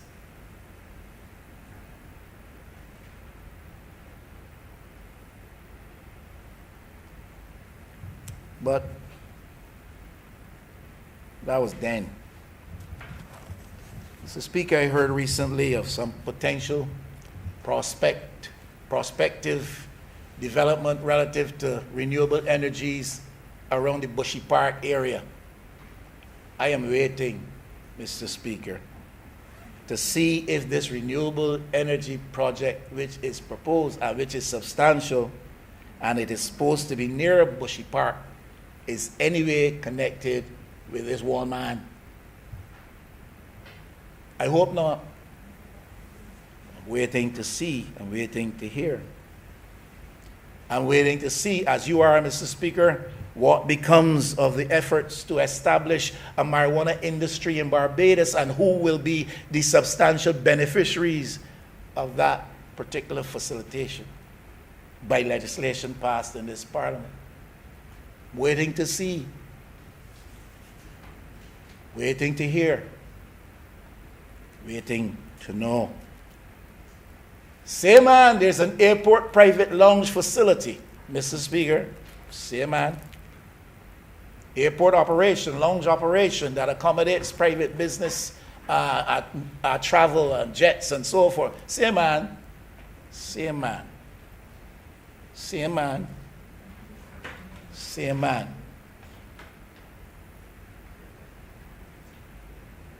And then, Mr. Speaker, there was the facilitating of the Ross staff and Ross student population in those unoccupied houses up at Corverley, facilitating that. An operation that somehow moved from Dominica here to Barbados in questionable circumstances. Same man, yes. You have your opinion, I have mine. You have your information, I have mine. Same man benefits substantially from that. Country may benefit from their presence and their spending, but substantially same man. And can you give all of this to one man? And you mean you railed against it and then you come and you facilitate the more? And you say there cannot be a perception of corruption? Then you ensure the demolition of the liquidation center to make way for the higher. Same man. Same man. Same man. Now you know this, you hear this, and understandably you have to be quiet. But you hear this, you know this, and then you have to repair to your bed at St. Michael Northwest. And you have to repair to your bed in St. John.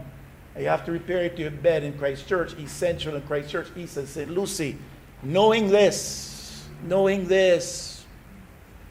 that we condemned this type of thing. One man. But now we facilitate it even further. And in the context of all of that, we stand to talk about anti-corruption legislation and how serious we are and how we're going to prosecute this person and prosecute that person. Just give us time.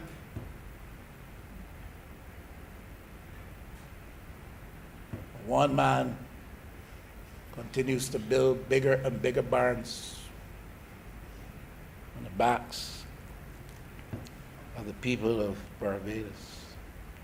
What about the upscale elements of the whole project? I'm not talking the low-end aspects of the whole project.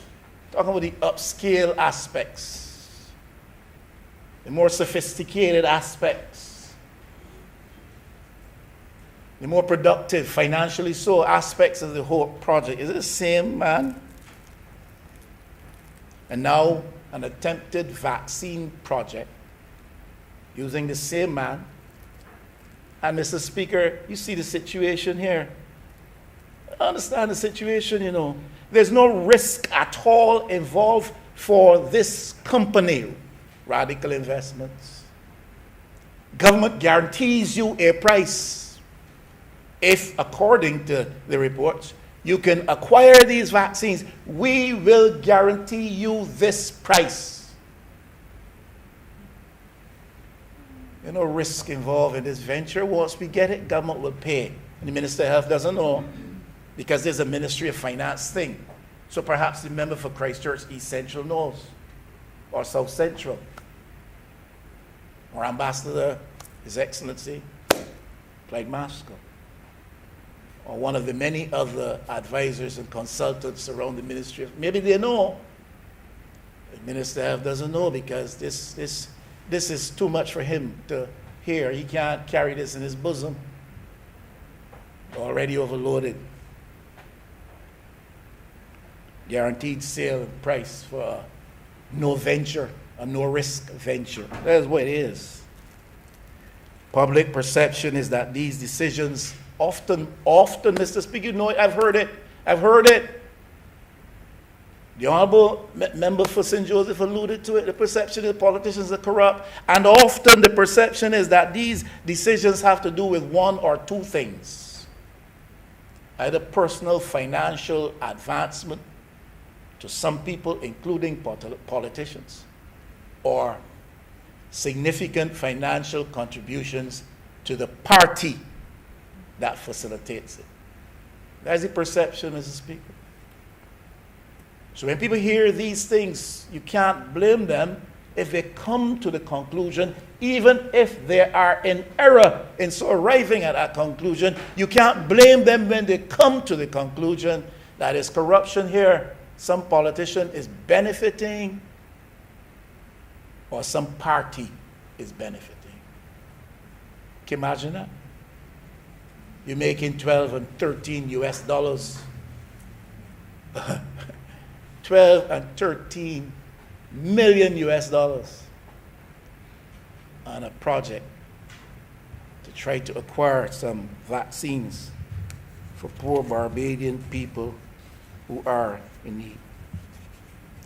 I support the view, Mr. Speaker, beyond this legislation, we need to introduce some very important other legislation. Because some of these pieces don't significantly stand alone without support legislation. You can't have meaningful anti-corruption legislation unless, as the Honorable Attorney General acknowledged, you have robust whistleblowing legislation.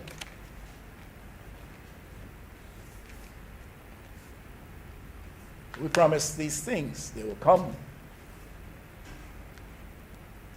Clause, Section 8 of this bill speaks of bribery in relation to contracts and tenders. A person who offers an advantage to a person exercising public functions as an inducement or reward for otherwise on account of his giving assistance or using his real or supposed influence in the promotion, procuring, or execution of any contract with a public authority for the supply of any goods, services, or works, or any subcontract under a contract referred to, or the payment of the price or a consideration stipulated or otherwise provided for any contract or subcontract referred to, a person is guilty of an offense. Likewise, a person exercising public functions who solicits or accepts an advantage as an inducement or reward, etc.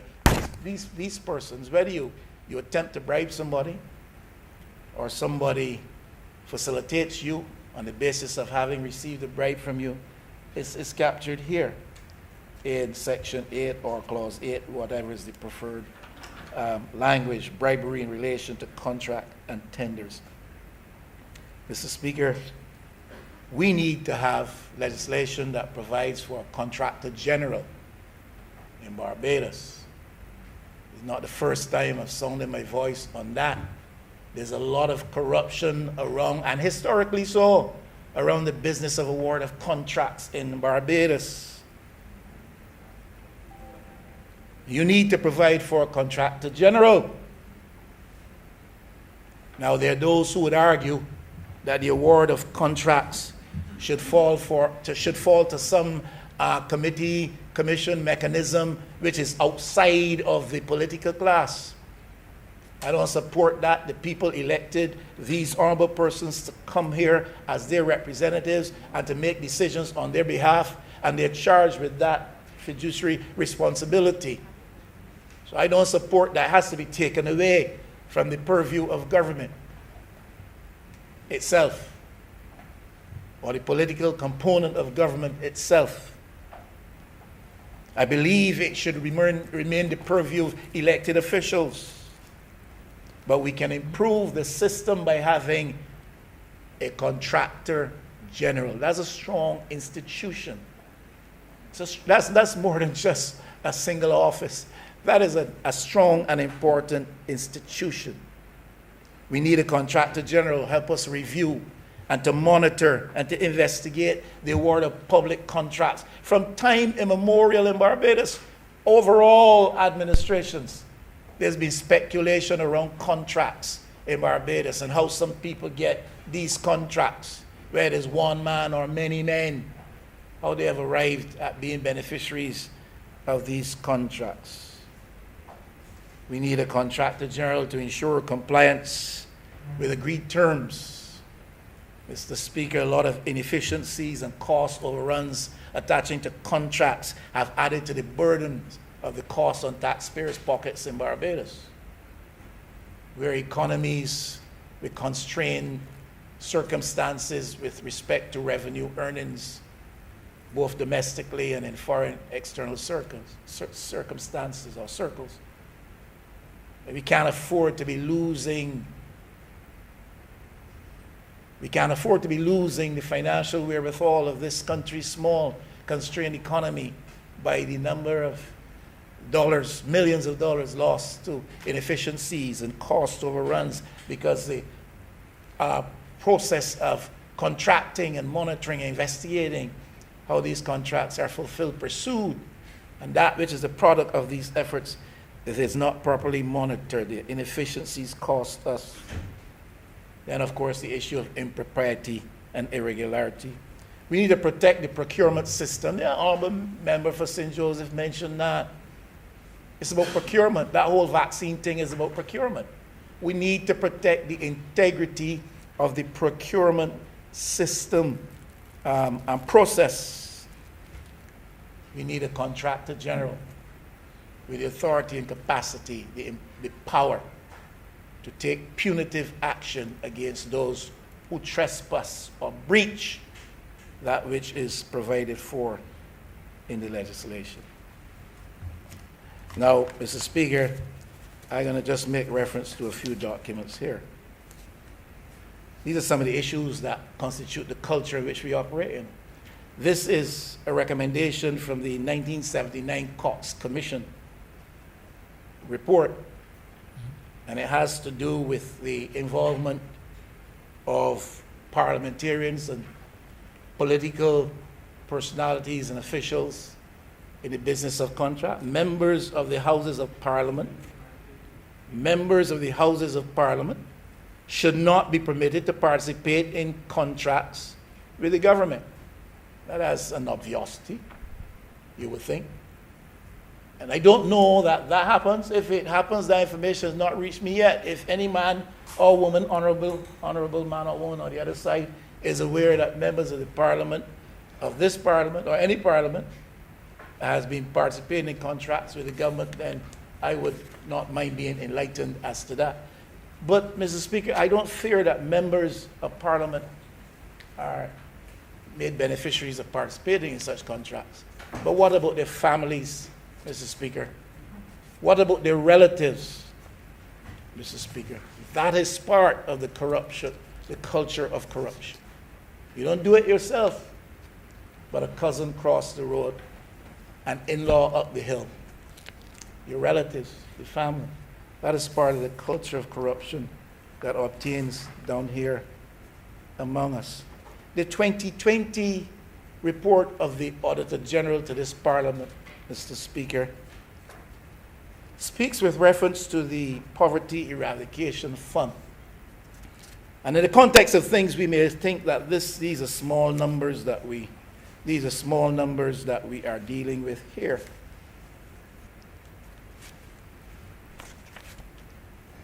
He says under doubtful disbursements from the fund. We're talking corruption. Notwithstanding the limitation in determining the appropriateness for disbursements from the Poverty Eradication Fund, there were disbursements which seem not to readily fit the description of alleviation of poverty, Mr. Speaker. These included disbursements for mortgage arrears. I'm sure they didn't help to pay the mortgage of my honorable friend from St. Michael East, even when he was in charge of the Poverty Alleviation Eradication Fund. These included disbursements for mortgage arrears for a marriage seminar and sponsorship of shows. The criteria used to approve the disbursements was not provided. A previous coordinator of the fund was of the opinion that assistance for mortgages was definitely not part of them. I'm just citing you. What happens? It happens at the lower levels. It happens at the higher levels. And there is, Mr. Speaker, strong evidence of a culture of corruption that we have to deal with. It's not just the spasmodic every now and then instance of corruption by some misguided official. It is culture. It may be small monies in some instances. Sometimes it gets rather big. This is from the... Mr. Speaker, sir? I'm On a point of order, representing. sir. I'd just like to give 1 second of clarification. The honorable member, yes, he's referring to the Auditor General's report. Yes. But that report, we had indicated in our request for it to run from 2016 until 20, just to ensure that we had coverage and not being pigeonholing anybody in respect of it. And therefore, whatever the honorable member is reading happened during the last administration that is registered in. And the records will show that, sir. Mr. Speaker, thank you. I am not charging this administration with anything. The point I'm making with respect to that matter, I'm not charging this administration or this minister with anything. The point I'm making is that what we are facing down is a culture of corruption that's endemic in the system in Barbados, and it involves high levels of funding, and it involves lower volumes of financing as well. So it runs the whole gamut and range. It's not the big ones, the one man that benefits to the extent of multi-millions of dollars. It's also smaller fellas down the line who benefit from the sponsorship of a show or the support of a marriage seminar. Small and big. This one, Mr. Speaker, is not so small. And this is from the Auditor General's report of 2020. Mr. Speaker, did I do tender process? Yeah, then Barbados aren't concerned with these things. Of the 1.49, Mr. Speaker, listen very carefully, of the 1.49 billion, not million, billion with a B, of the $1.49 billion in goods and services which the Barbados Water Authority sought to acquire, it was observed that approximately 90% of these arrangements did not go out to public tender. I'm talking about the procurement process, Mr. Speaker. In small ways, it is breach. In major ways, it is breach. Not pointing to anybody or any administration. I'm pointing to a system and a culture that operates in Barbados. And I'm saying, repeatedly so, the Parliament of Barbados, above all else, has a responsibility for addressing this in meaningful ways. $1.4 billion, Mr. Speaker, 90% of which did not fall subject to proper tender process. This was in breach of the BWA's procurement rules and financial management and audit financial rules. which have been adopted by the authority. These require tender process for the acquisition of goods and services above $200,000. That, Mr. Speaker, part of the reality. You know the 1.4 billion?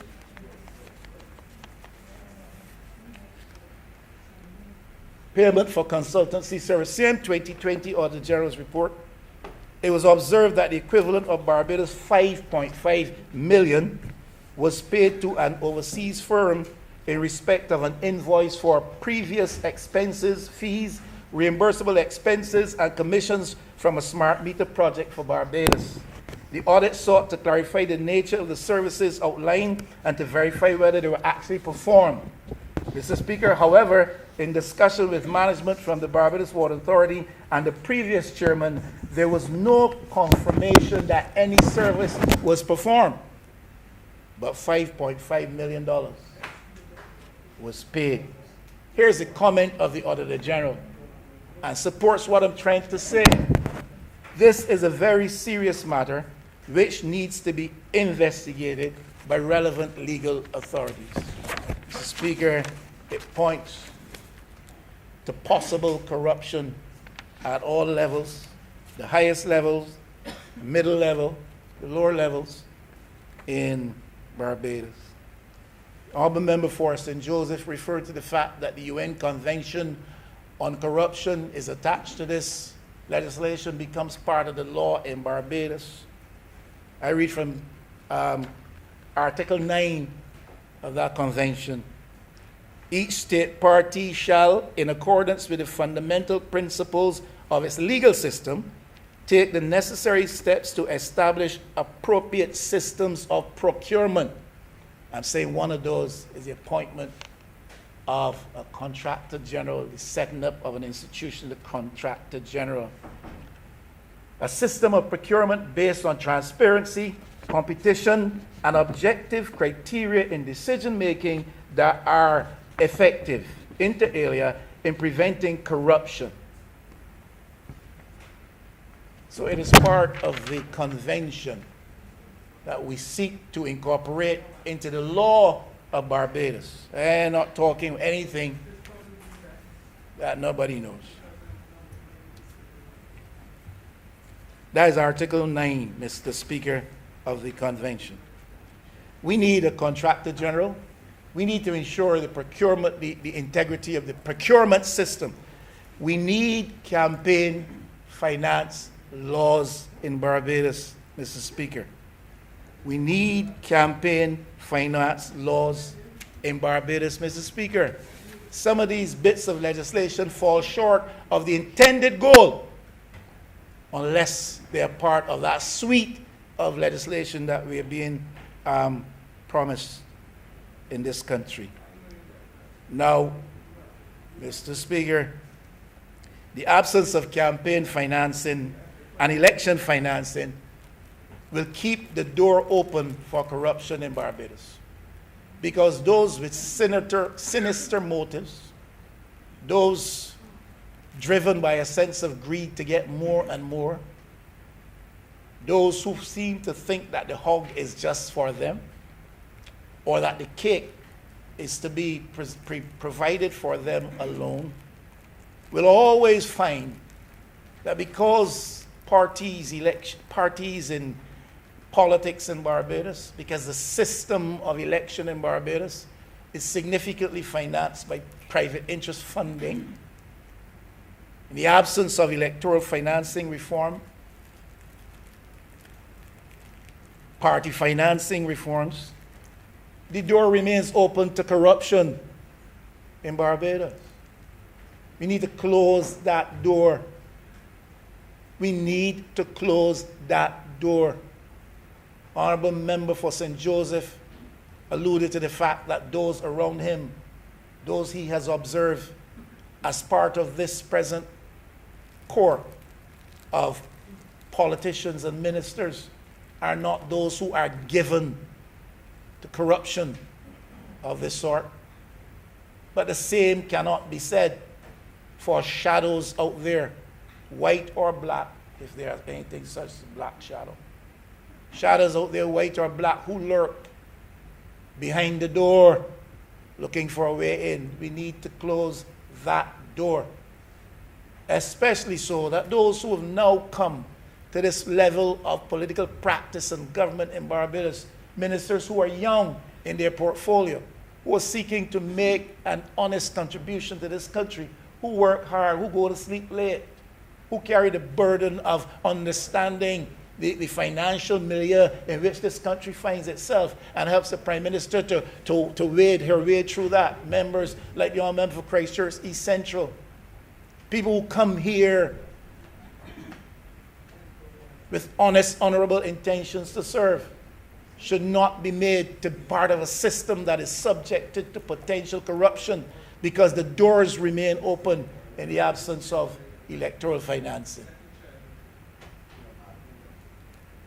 There are those who contribute to elections in Barbados and to party organizations in Barbados, and they do it sincerely, not looking for any pushback, kickback. They don't do it in an effort to corrupt any politician. But then there are those, Mr. Speaker, you know that and I know that. That is their modus operandi. They want to buy politicians. They want to buy political parties. They want to buy governments. We cannot continue to keep the door open to corruption of the political process. Campaign financing is expensive, Mr. Speaker, but it should not be viewed simply as an expense. I see it, Mr. Speaker, positively so, as an investment in the democratic process in Barbados. It's not just a cost. It is an investment. It's like paying down on your house, Mr. Speaker. It's not just a cost. Paying down on your property, Mr. Speaker, is not just an expense. It is an investment. And we are investing when the taxpayers of this country, when the public purse of this country supports the political process at the electoral level, and when parties are properly financed, not in the way they are now and the extent to which they are now, but when parties in this mix are properly funded and financed,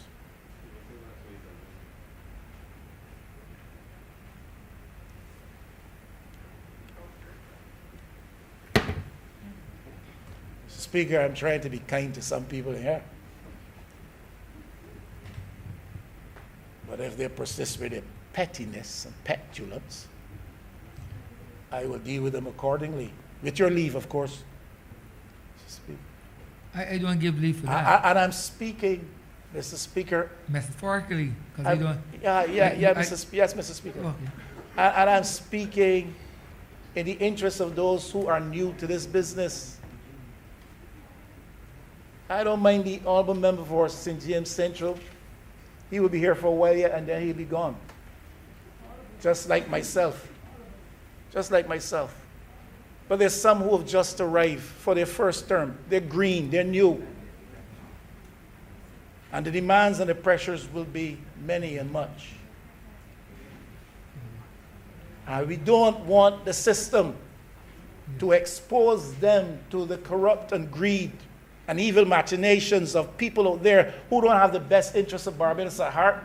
They're not about building a democracy. They're about building their bank accounts. And they see the opportunity of supporting a politician. They see the opportunity of funding a party as their ticket to get through the door. I'm speaking in the interest of honourable members like this honourable gentleman from Christchurch East Central, who is new here, an honourable gentleman from St. John, and the honourable lady from St. George North, who have just come.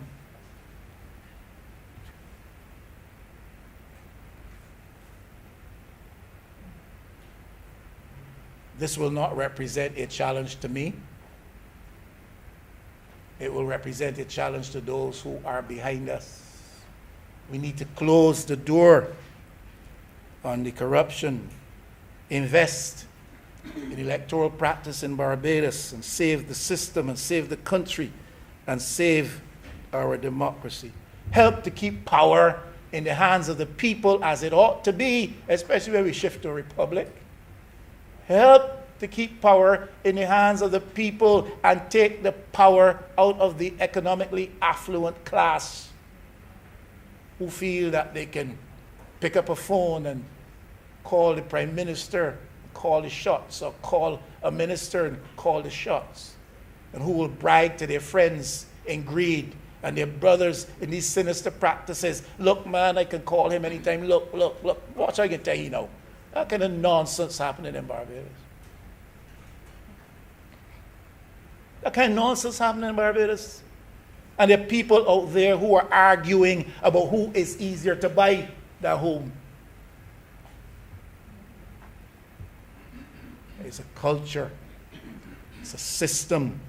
And any effort at anti-corruption legislation must take cognizance of that, because corruption has the potential to denude our democracy of the richness that we've been trying to imbuild into it, take away from the whole precept of representative practice, representative democracy. It has the capacity to undermine the legitimacy of our institutions, the integrity of our, including our judicial institutions, Mr. Speaker. I used to be of the view that whereas we had issues in Barbados with corruption, that when it came to judicial practice, that was not the case. I have been awakened in relatively recent terms to a new reality, that the threat of corruption is being faced down not only by our other institutions, but by our judicial institutions as well. And the practice of law enforcement in Barbados.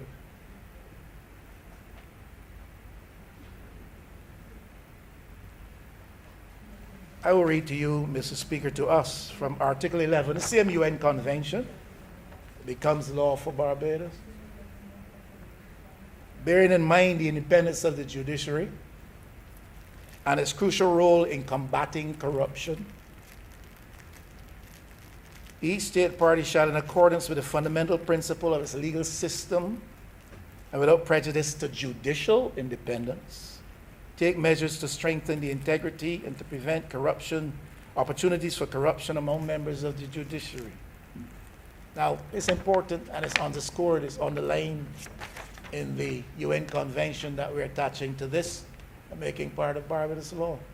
Because the reality is that those who are purveyors of corrupt practices, those who are insistent on wending their economic way through this world by recourse to corruption, understand the value of getting members of the judiciary within their power as well. We don't want to have to face that down here in Barbados. This business of corruption is pervasive and nasty, and the legislation that comes to confront it must be equally robust and all-embracing, and it can't be simply an exercise in marking time and in cosmetics. Corruption has the capacity to derail, turn back, erode all the gains that we have made in socioeconomic and political independence here in Barbados, to tarnish our mechanisms of governance. It has that potential. Corruption is part of which contributes to the persistent inequities that exist in the Barbados economy. It's because of corruption that, to a large extent, those who are subject to an existence of poverty remain, because those who have seek to get more. Corruption facilitates that for them. We need to break that cycle in Barbados and to stop that. I believe we're running behind the game. I think the Honorable Attorney General says we're a little bit late out of the gates. We're running behind the game. Corruption now takes place at an escalated level all around the world, and even here in this region. There's the element of transnational organized crime. You read page 26 of the same UN document, there's a concern. It's significantly placed high, it's placed in a significantly high position in the preamble, the concern about the links between corruption and other forms of crime, organized crime, economic crime, including money laundering. Corruption is no longer a local matter, but a transnational phenomenon that affects all societies and economies, making international cooperation to prevent and control it essential. If we join this to our law, we have to understand what we are in. We aren't making sport with 2 or 3 people cross the road. We're coming up to confront a transnational giant called organized crime and corruption that manifests itself in behaviors such as money laundering practices, the drug and politics relationship that is emerging across many countries. And my fear is that has already taken a bit of a root here in Barbados. And I'm not saying that now because I sit or stand here. I've been saying that since 2007. That emerging link between people who are known to be in the front of the drug trade in Barbados, in illegal trafficking in arms, and people who are close to the political process or are in the bosom of the practice of politics in Barbados.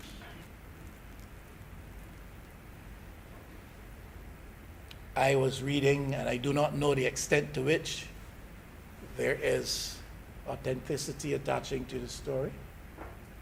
What about international money laundering activities taking place transnationally so that have touched Barbados' banking system and has touched this economy and this society? We don't hear anything said to us about that. We don't expect to hear the details and all the specifics about what is happening with respect to investigations. But we certainly need to be told, look, this is one of the challenges that we face. International money launderers using the offshore business and the financial sector in Barbados. Corrupt practices being pervaded by many with the potential to derail our reputation and our economy. You hear a lot about that.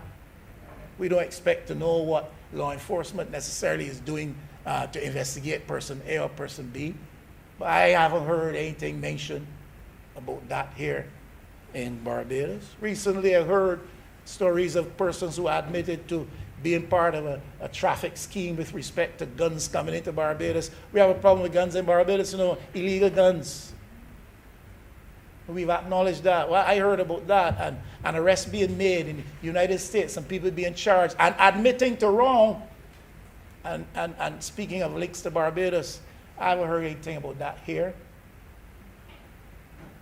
Now, when you don't hear these things, people believe, Mr. Speaker, that there's corruption involved, and that those who are linked to these things here are the untouchables among us. People of Barbados does not want to hear from any parliament that they have elected that there are those out there who are untouchable. If you can go and grab the boy down in Richmond when he breaches the law in some minor way, or carry away the young lady up in Park Road or Savannah Road in Station Hill that goes into a shop and shoplifts some deodorant or something, if you can carry them away, then you got to deal with the large looming shadows behind these corrupt practices in Barbados. If you're not going to do that, we need to close the doors and go home. Call it a day. I heard about some ship-related story of drugs emanating from Barbados. Mr. Speaker, these things are true, do you know? Because we don't know. And if they are, they have implications for all of us. Serious stress. Mr. Speaker, I have to mention this because I have a fear.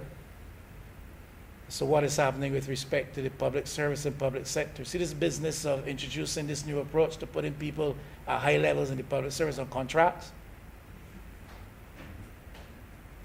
You see this business of putting people in the public service, public sector, at high level they're operating, putting on contracts. I don't think the country is comfortable with that.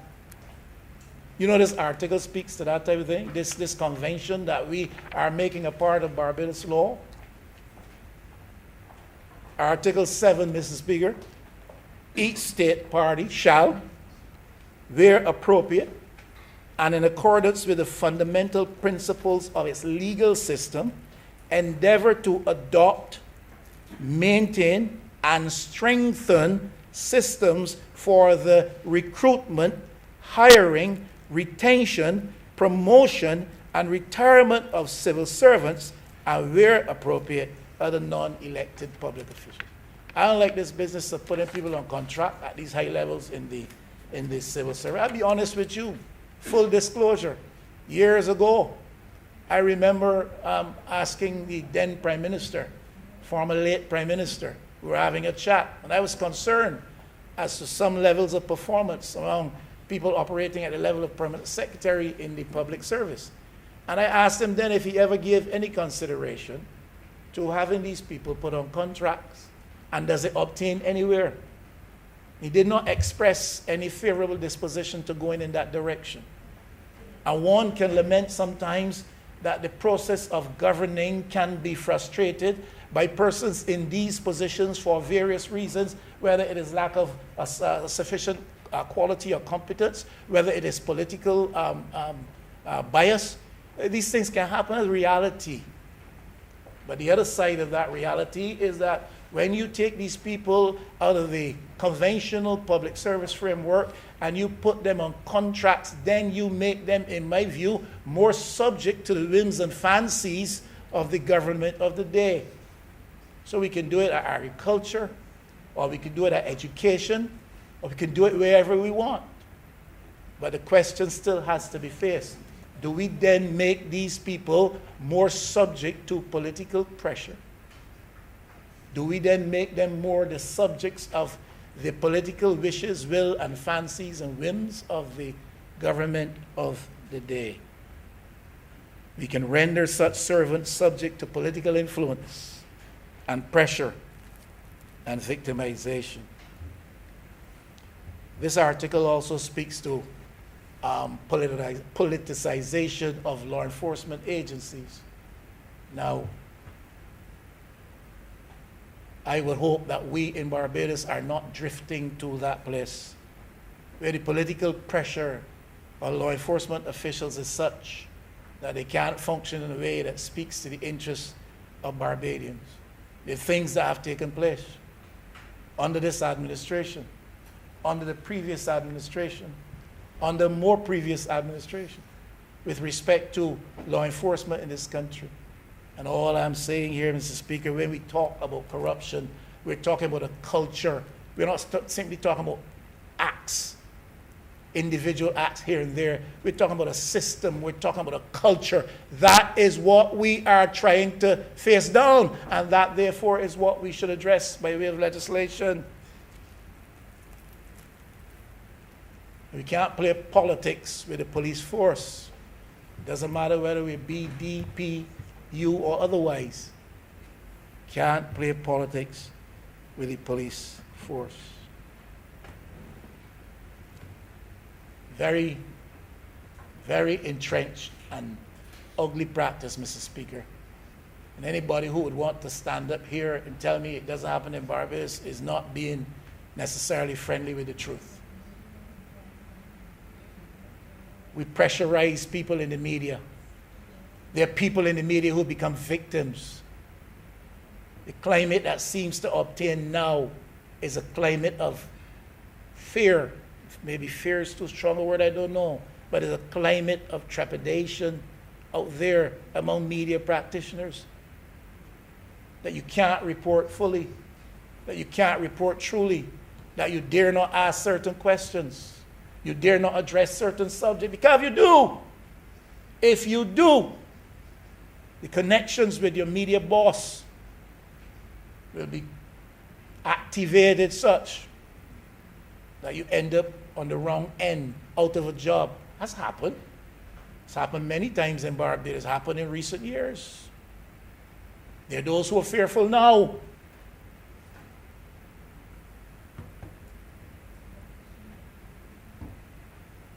I had a call from one of them up to this morning. They're those who are frightened now.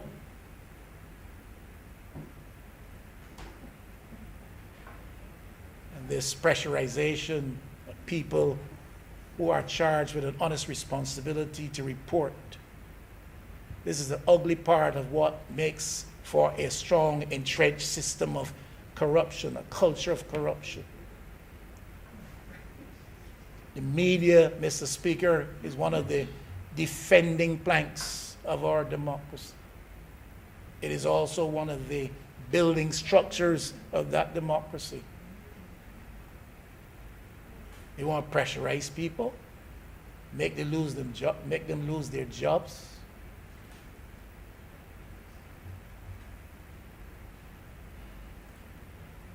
Leave the media altogether. Worse yet, leave the country altogether. That's the reality in Barbados. These articles also speak to that, the whole process of reporting in a broader frame. These are what contribute, Mr. Speaker. These are dynamics, factors that contribute to the establishment and entrenchment of a culture of corruption. They construct a platform upon which corruption thrives without fear. The business of statutory corporations not reporting on the operations, not subjecting themselves to proper audits in good time. You see, we, for good reasons, moved a lot of the operations of our central government into statutory enterprises to facilitate work, to get the job done in better ways, to manage the processes properly. We took that away from central government. In so doing, with good intentions, Mr. Speaker, we help also to create further potential for corruption. And when we don't establish systems and reporting responsibilities and insist upon them in legislation such that they must do what is mandated of them in the interest of the Barbadian people, then corruption thrives.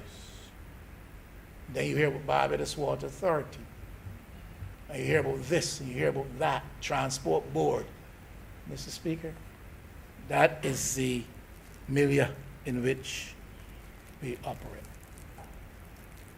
So I make a call for us to make sure that we have a proper environment in which media personnel can operate, that we desist from any ugly practice of pressurizing, interfering with law enforcement and policing in Barbados. Business of media, though, I must say, if I'm going to be fully honest, we got some intellectually dishonest people who have the privilege of writing in our daily journals from time to time. Sometimes they don't have a clue as to what they're talking about. They must meet an obligation of submitting a weekly article, and then they free themselves of all kinds of garbage. And the unfortunate thing is that there are allegedly intellectuals occupying intellectual spaces, and our young people are exposed to their influence, writing foolishness, talking nonsense about B's and D's and J's and A's and speakers and clerks and all kind of nonsense. So both sides of the story. We have to live with them or deal with them, but where the media is pursuing an honest role of reporting and giving a critical evaluation of what is going down, this practice of silencing them, getting rid of them, does not help our democratic practice, and it helps to entrench the business of corruption. This Parliament has a huge mandate to correct some of these things. When we were in opposition, we railed against these things. When we were in opposition, we railed against these things and pointed fingers at people. You can't now be found to be short. You can't now be found to be falling short of the mandate laid at your doorstep. Thank you, sir. Honorable Member for St. James Central. You need to turn your mic, Honorable Member. Mr. Speaker, sir, I thank you for the opportunity to make a very brief intervention in this matter. I listened carefully to the honorable member, sir, and he reminded me of my days, and I think it was in fourth form at my alma mater, where there was written on the wooden paneling around the blackboard. Mr. Michael West, you turn off. Honorable. The wooden paneling around the blackboard, the 7 fundamental P's of life: prior, preparation, and planning prevents particularly poor performance. And it came startlingly home, sir, as I listened to the honorable member, who I believe has struck a number of very important chords. Thematically, I must confess, sir, that I do agree to some extent with that which he has said, and I do give him the credit of having struck a number of very important chords on this matter of corruption. I do, however, sir, also feel that he unfortunately did himself an injustice and caused himself to lose his way very early in the stage of the presentation. There is no doubt that one should begin by recognizing the learned Attorney General of Barbados for having brought the repeal of prevention, brought an act which will repeal the Prevention of Corruption Act in Barbados. That act, as I believe the Attorney General has pointed this out already, is nearly 100 years old. And the fact of the matter is that one does not have to be in this place. One only has to be a Barbadian to feel a sense of concern, if not shame. That harkened all the way back. In fact, I think it became most acute when the former Prime Minister of this country, who was an honorable member from St. Michael South, I believe, suggested that the Prevention of Corruption Act, and that would have been in 2018 or so, was something that we could still be proud about because it still functioned as the law of Barbados, or some trivial type of explanation like that he offered. And I think it was a slap in the face to the country then, and it is a slap in the face to the country until this day, that Barbados has had to treat, notwithstanding all of our collective concerns about the issue of corruption, we have had to treat to that matter with a piece of legislation that at magistrates court level would see a maximum fine being applied of $240, or at the high court level of $2,400 odd. That's how we treated to it. And so therefore I felt a sense of shame then to hear a leader of my land speak in those terms, and I feel a sense of joy now to see an Attorney General of Barbados come with substantive reform to the legislative arrangements in the country. Now, Mr. Speaker, sir, I think that equally one has as a point of departure to recognize the work that has been done by Integrity Barbados. I want to say, sir, because not only because I know some of the people who are involved in Integrity Barbados, but I want to say that it is a good and wholesome and desirable thing to have people from the private sector of this country, people from neighborhoods in which we all live, people, sir, who we interact with on a day-by-day basis in the workplace. We butt upon them in the supermarket, sir. We see them at our places of recreation. We jump alongside them Kadumat Day. That they take their time out to work together, to offer the country, and, sir, offer by extension the government in particular, their views, a menu of ideas which are expected to help shape the way forward with respect to removing the scourge of corruption for Barbados. There are Barbadians, sir, right-thinking all, who feel that this matter has been around for too long and that it needs to be confronted and wrestled to the ground. And I want from this place at the very beginning of this intervention, sir, to recognize and to thank them for the work that they have done. I believe, sir, that their expectations are entirely legitimate. I have heard them. I have read that which they have submitted. I, too, and this is where I agree with the honorable member, I have no difficulty whatsoever in saying that there are people in Barbados who fear the rise of a culture of corruption.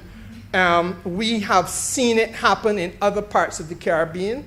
And when you see it, sir, and when you smell it, sir, and when you recognize it, you feel, sir, that that which you have seen, and I'm not going to name any particular country in this region, because it is not for me to disparage any CARICOM system member state, or anywhere else in the world for that matter. But when you have seen it and read the stories, the horror stories in the news, when you follow what can happen, sir, when you follow the media, you recognize that this matter of corruption raising its head is something that is a grave cause of concern. And for all the reasons that the honourable member outlined, I agree, Mr. Speaker, sir. I think perhaps, and I made a note of it somewhere, I believe he may actually have contradicted himself to some extent, because he said that future acts of corruption do not represent a challenge to him.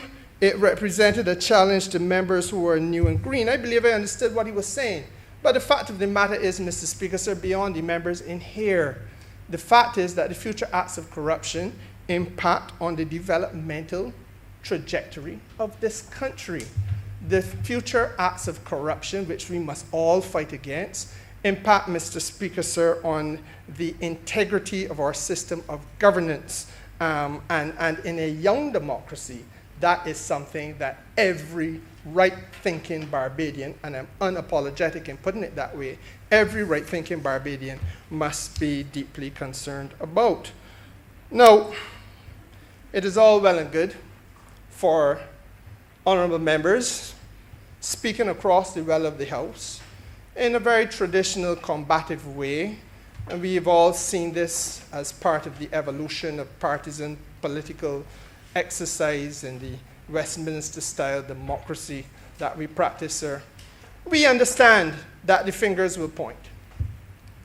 I feel that were I the leader of the opposition, I would have wanted to rein myself in a little bit, because, you know, in many ways, the leader of the opposition of a country, especially one of the constitutional arrangements that we have, is that sole officer who is most heavily charged with being the principal watchdog.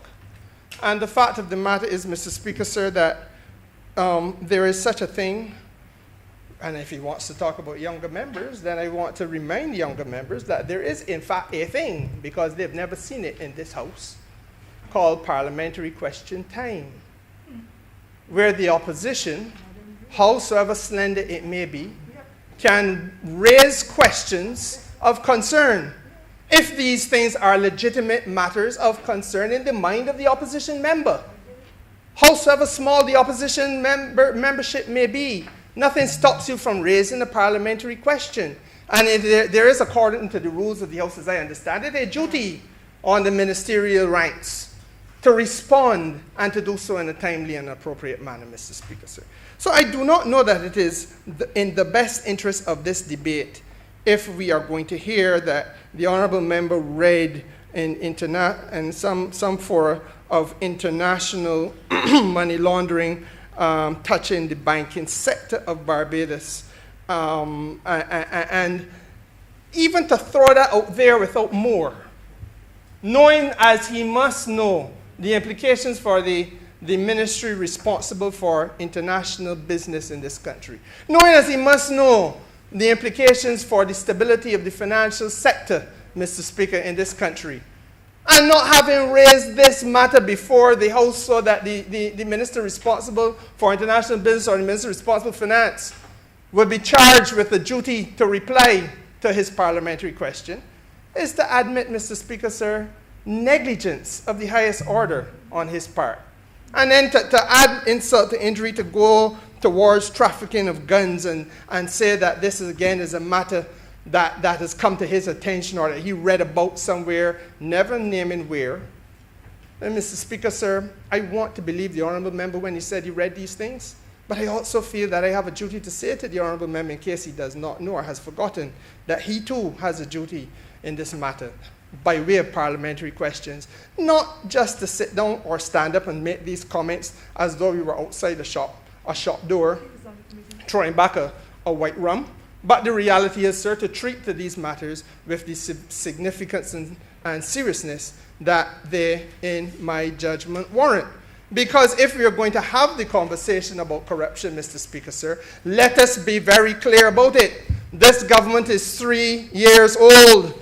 This administration, sir, is 3 years old. And it cannot be expected, even by our most strident of critics, to have been able to rectify all of the wrongs that confronted this country within the space of 36 months. Exactly. I want to say, Mr. Speaker, sir, that we have, well, I even get into COVID, because I hear too often about the ash fall and all the other things, but I think the people of Barbados know what happened. They live alongside me and they understand what happened. And in 3 short years, Mr. Speaker, sir, let us understand where we have gone. This debate is about an anti-corruption bill. Sir, there was no party in government before, for the last 100 years, that was prepared to bring a piece of legislation of this nature to the floor of the Parliament of Barbados.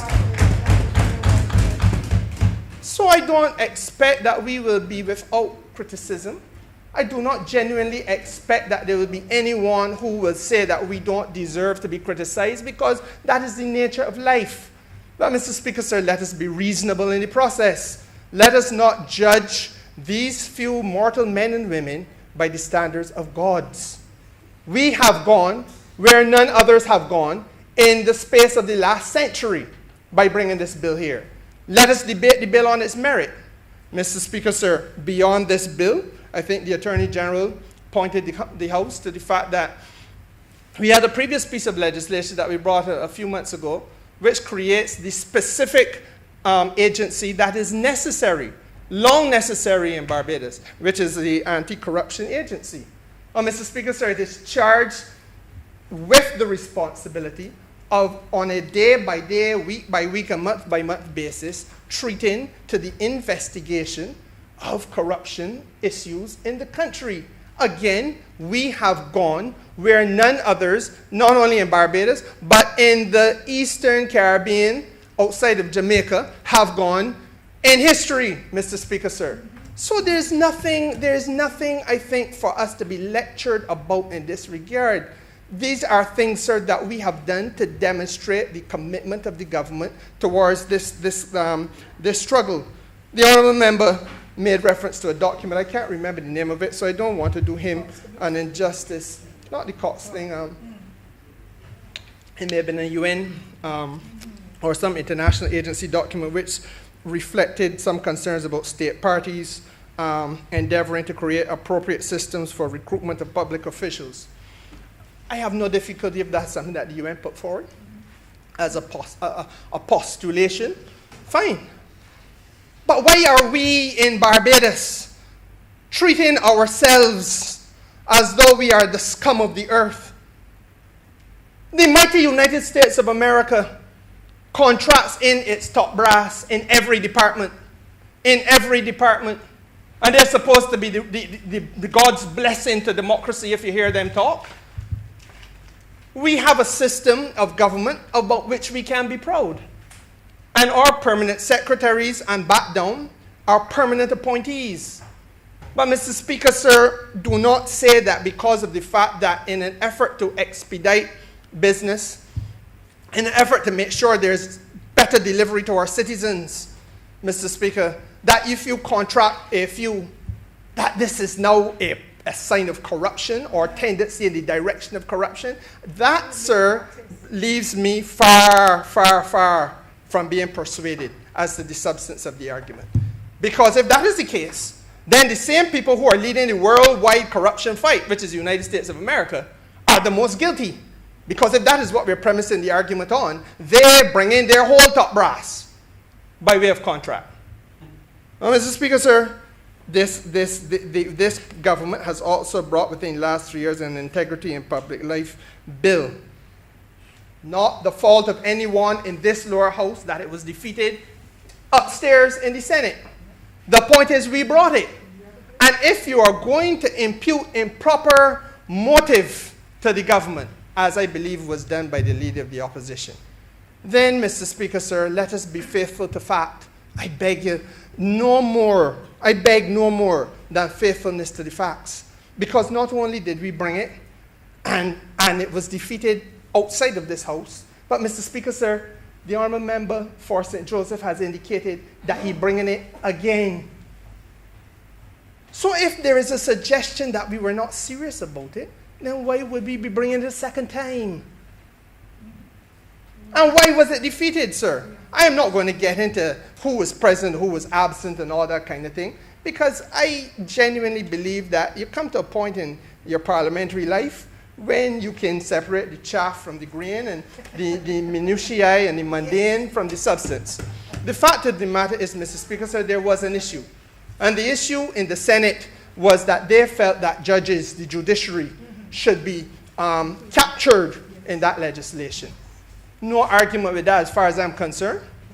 I stood here just now, listened to a whole leader of Her Majesty's opposition saying that the judiciary must not be treated as though they're beyond corruption. So fine. But Mr. Speaker, sir, let us be faithful to fact. That is where there was more work to be done on the bill. And if and when it comes back with that work having been satisfactorily done, I would hope that the leader of the opposition will find it possible to recognize the government for the commitment that it has made to trying to advance these matters. You know, Mr. Speaker, sir, I heard the leader of the opposition speak, and it's as though he has forgotten that there was a Public Finance Management Act passed in this Parliament, by this administration.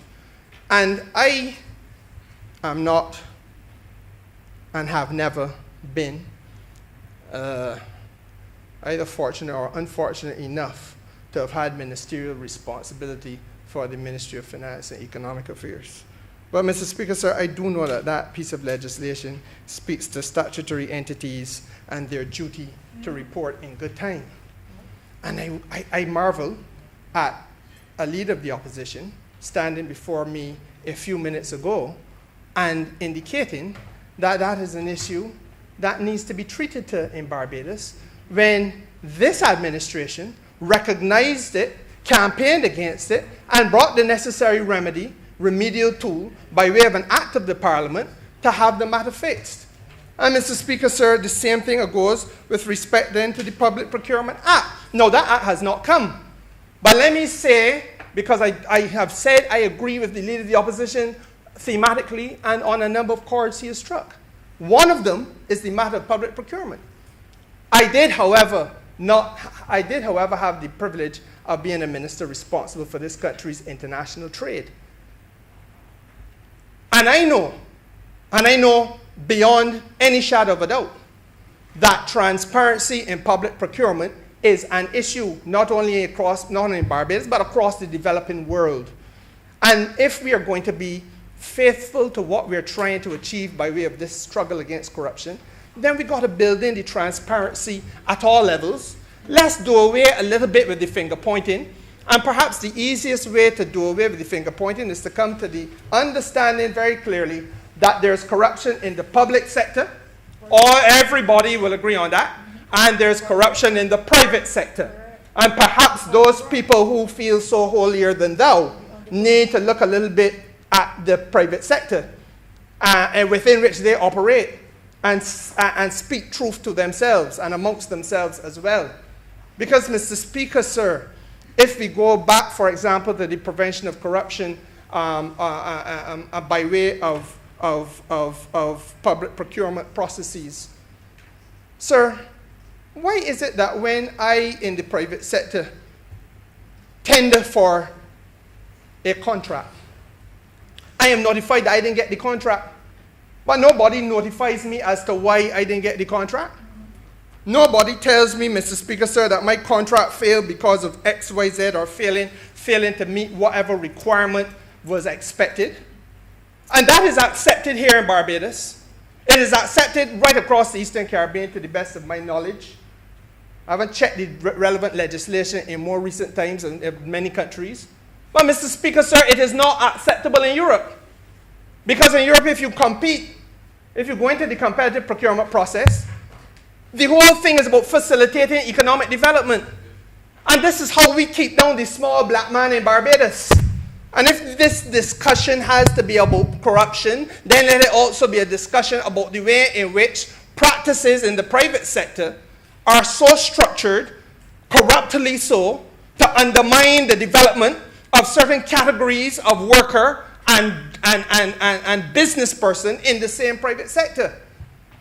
And if I have competed, Mr. Speaker, sir, but I can't get the contract, but I am not told as a small fledgling enterprise where I have failed and why I have failed, because nobody is under any duty to give me reasons as exists in other parts of the world, then, Mr. Speaker, sir, I cannot ever reach the stage that some of the same people who the leader of the opposition gets in here and calls white shadows, etc., have been able to reach because of the fact that they may or may not have the arrangements in place or the associations in place that they have benefited from. But for me, as a minister responsible for commerce and development of business in Barbados, I have to say to all who care to hear, and even if they don't care to hear, I can still say it, that we have to start removing the obstacles to people who are at the smaller levels and the lower rungs of the commercial sector, sir, so that they can be more competitive. And Mr. Speaker, sir, when the Public Procurement Act comes, that is something that I robustly will want to speak to. And if it's in there, I can robustly speak against the substance of the bill and the absence of that developmental tool. Because, sir, there's a duty, in my view, to know why. And if we get past the finger pointing, then we'll understand what this is really about. It isn't really about any one white man or white shadow, because those of us who've been around long and cared to think about these things will know that in the 1980s, there was a member for St. Michael East sitting in this house who used the term white shadow, but he didn't mean the same white shadow that the Honorable Leader of the Opposition made. And before the 1980s, he was referring to a different white shadow. That particular white shadow was supposed to have had horns, apparently, because, and not that he was horned, but he had horns. People call it a cow. And before that white shadow, there was another one. And before him, another. And on it went. And the issue developmentally, Mr. Speaker, sir, cannot be about individualistic finger pointing. There has to be a point at which intelligent people sitting in a parliament must be prepared to confront the developmental issues of the country and speak to them as they are. And what is the developmental issue? The developmental issue, in my humble submission, Mr. Speaker, sir, is that Barbados has to confront the consolidation of wealth wheresoever it exists and howsoever it exists, and treat to that problem by way of building out new opportunities for people across sectors. We are speaking effectively to a perpetuation of consolidation of wealth, consolidation of opportunity, consolidation of access, consolidation of finance, all of those things in the hands of a small pocket. And you can pick the individuals in the pocket and call them white shadows. In my view, that is true. But it is also my view, sir. And if I were the leader of the opposition sitting there as a would-be prime minister, I would say that the challenge to the country is larger. That the challenge to the country, therefore, must be that we now break down these arrangements that allow for wealth to be consolidated in small pockets. That we democratize the economic system in this country, democratize opportunity, democratize access to capital. And that takes us to a whole new panacea of issues that people conveniently sweep under the rug because you like to point a finger at a political group and say they're corrupt. But is the banking sector not corrupt if the banking sector structures itself and its business in such a way that it financially rapes the underprivileged in the land of their birth? Nobody wants to speak to that. But it's happening right now in Broad Street. Right now, the ATM machine around the corner there, Mr. Speaker, sir, next to the supermarket that they call Massy.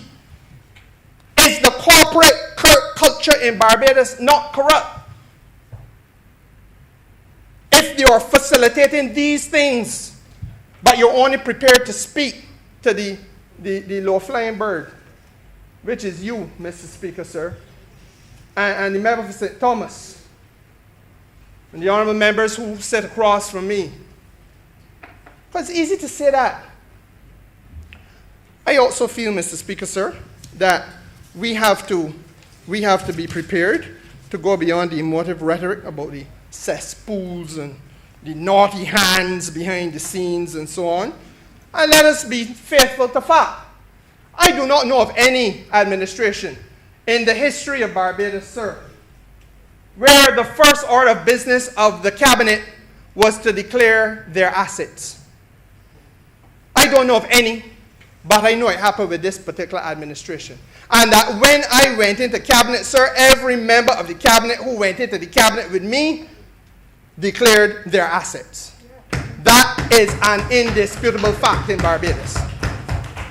The honorable member, sir, can talk about the naughty hands behind the scene and the cesspool and so on, but the honorable member must be faithful to fact. Because if we are going to speak about an administration that has tried to confront corruption, and let me be very frank, because I don't know any country on planet Earth where they have announced to the world, we have cured all corruption. None exists. I am yet to see that particular administration. I'm yet to see that state. I know it is a target that we all hope to reach. And I know, Mr. Speaker, sir, that I am going to be hard-pressed if I ask the question, where else in the Caribbean has there been a cabinet that declared all of the assets? If I start, sir, in the south and work my way north, outside of Barbados, sir, I will pause now. Tell me where else. Tell me where. So, Mr. Speaker, sir, the fact of the matter is that we have to have a beginning with a philosophical position. And whether you like the government or don't like the government, like the leader of the government or don't like the leader of the government, you've got personal issues with the people in the government or none, the fact of the matter is, sir, the philosophical position don't change. The philosophical position here is that corruption rapes an economy. And people like those in Integrity Barbados were sufficiently concerned about it to help shape views to move the country's mindset against this. This government, unlike everyone previously, and I would have to say, so I've been around for 20 years, so I could say everyone that I know about and has been part of, this is the first time, sir, that there has been a positive response of this nature with a view to having legislative reform. And you know, Mr. Speaker, sir, let me speak as an MP. One of the headaches I have in my constituency, sir, is that I have houses, I have people who are residents of St. James Central. That house get humbugged, house get let down in some cases, badly damaged in others, in tropical storm or Hurricane Elsa, whichever is the proper designation.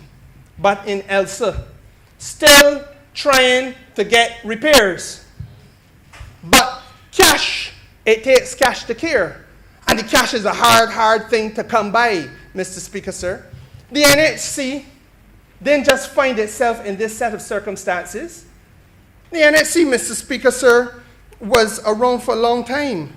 And happily, I too been around a little long. I know, Mr. Speaker, of a period between 2013 and 2015 when the Public Accounts Committee held meetings, sir, in which these matters relating to the NHC were delved into. And the Accountant General, it came to public knowledge, the Accountant General actually informed the Ministry of Finance that the NHC was indebted to the government back then in the sum of $95 million, sir. And this part of the evidence of this House, that an investigation was commissioned by the Ministry of Finance when that was drawn to their attention, and an arrangement was put in place without parliamentary approval for $2.4 million to be moved every month to the National Housing Corporation, sir, without Parliament knowing, to the point where, Mr. Speaker, sir, they did not know whether they had received a loan, did not know whether they received a grant. That too is the evidence of this House. And the sum of money rose and rose, sir, to the point where just before election, it was $197 million of indebtedness by the National Housing Corporation to the Central Bank of Barbados. And Mr. Speaker, sir, 3 years later, a hurricane passes through Barbados. My constituents who had nothing to do with that are being humbugged. Your constituents as well, Mr. Speaker, sir. And the National Housing Corporation is not in a position to respond with alacrity because of the challenges of the financial circumstance born out of mismanagement of the people's money. No, sir, that is what that's why I anchor everything I say and do in a philosophical position. And I hear the honorable member talking about, we used to rail about this and we used to rail about that. I rail about the same things. I felt then, as I do now, that at that time and at this time, the consolidation of wealth is a bad thing. I don't have any difficulty in saying that. It is now in the record of the House. It is in the record of the House. I felt then, as I do now, that at that time and at this time, and at all times, consolidation of wealth is a bad and undesirable thing. And that is why, as Minister responsible for business, I try my best to create opportunities to broaden the base of participation in whatever way I can in this country. I had a meeting up to yesterday, a parliamentary subcommittee on vendors, on the vending bill, with the same honorable member, and I made the point to them. This is about broadening the base of opportunity. No, there may be occasion when that fails to happen, but that's across the whole government. And government has to take stock of these things. But Mr. Speaker, sir, let us not attribute to this administration broad-based wrongdoing without any evidence. I have difficulty, sir, when an honorable member who must know better forgets that there was a housing credit fund that for the first time, for one time and one time only in its existence, declared a dividend. Out of a clear blue sky one morning, a dividend was created. And $25 million, sir, and was supposed to be made available by way of this dividend for the first time in history. And all 25 million took up and went to one private sector developer. And Mr. Speaker, sir, those were concrete facts rooted in evidence that, yes, we railed against. If the honorable member or anybody else feels that they have a puff, a whiff of evidence to suggest that those types of activities still go on in Barbados, then they must say so. They should say so. And I invite them to say so. But Mr. Speaker, sir, I do not know that it is satisfactory just to take make these kind of glib comments about circumstances without any sort of evidentiary basis. Every administration, sir, will from time to time have to explain challenging circumstances. The honourable member spent a lot of time treating to a set of circumstances that I have read about and heard about, and I figure that at some point he will bring whatever evidence he has to bring to support the suggestions that he has been making about those circumstances. But there's a difference between this administration and the ones that preceded us. This particular bill recognizes certain key principles. And I want to go there. Let us recognize that this bill has accepted that he who receiveth the bribe, whether he's in the public sector or in the private sector, is as guilty as the person who offers the bribe. And so therefore it is seeking to capture both the man who takes some money and the man who pays some money.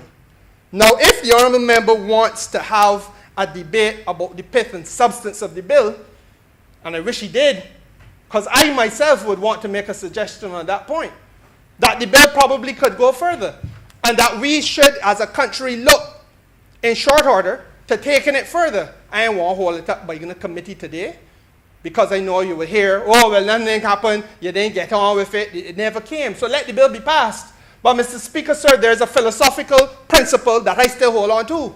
And I'm going to say it, in cabinet or out of cabinet.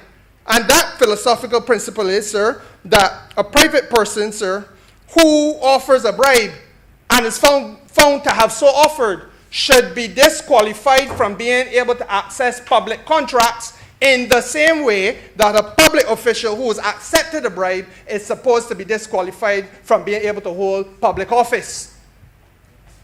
And I think that is where we have been too timid. Because, Mr. Speaker, sir, it is all well and good for a man to send a brown envelope at somebody or to make a promise for somebody, and he gets away scot-free.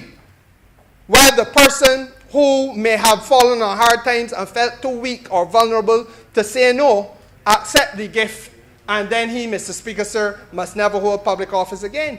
I have no brief, I make no apology for the man who has taken the bribe. He wrong, dead wrong. Go Lone Star. The umpire has said you are out. But equally, the man who offered the bribe, who paid the money, he too should be deprived from access to public contracts. And that is how it happens in Europe. So I don't just say these things without having prepared and read. That is how it happens in Europe. And part of the economic partnership agreement with which we are locked into with Europe says that about their contractual arrangements. But not so in Barbados. But the honourable member speaks about a white shadow. I am now speaking to a whole corporate community. Because that is the developmental difference in thought. That it can be about targeting one man, and when that man dead and gone or get too old, you target his successor. It has to be the way in which we take along the whole developmental thrust of the country, and in this particular case, the developmental thrust of the private sector of Barbados. Mr. Speaker, sir, your member speaks about the Contractor General. It is part of the manifesto of the Barbados Labour Party. It has been part of the manifesto of the Barbados Labour Party that we have a Contractor General in Barbados for, I think, for the last 3 or so manifestos. So I don't need to be persuaded as to the merit of it. Perhaps, sir, again, the honourable member may just need to be a little patient, because everything can't happen in 3 years. It really can't. I don't know that you come at midterm and you find fault with something that has not happened, even though you know it is to happen, because it ain't happened yet. Because, Mr. Speaker, sir, there will always be certain things that will happen in the latter part of a term. That is the nature of life. The honourable member cannot get vexed with me because I don't have any grey hair. I will get it if I live long enough. It will come. And if it doesn't get grey, because it drop out. But it drops out because of the stress invoked by the member like the honourable member, who makes life a little bit too difficult sometimes, sir. And you know, if you want to have a debate on the substance of where we are and the differences, sir, because this legislation has gone, as I say, this has taken us to a new era of governance. You may not like everything about it, but accept, though, that it has done what was necessary by way of raising the bar. Your honourable member has 2 more minutes. And in those 2 minutes, sir, I want to talk to you a little bit about penalties. Penalties, sir, yes.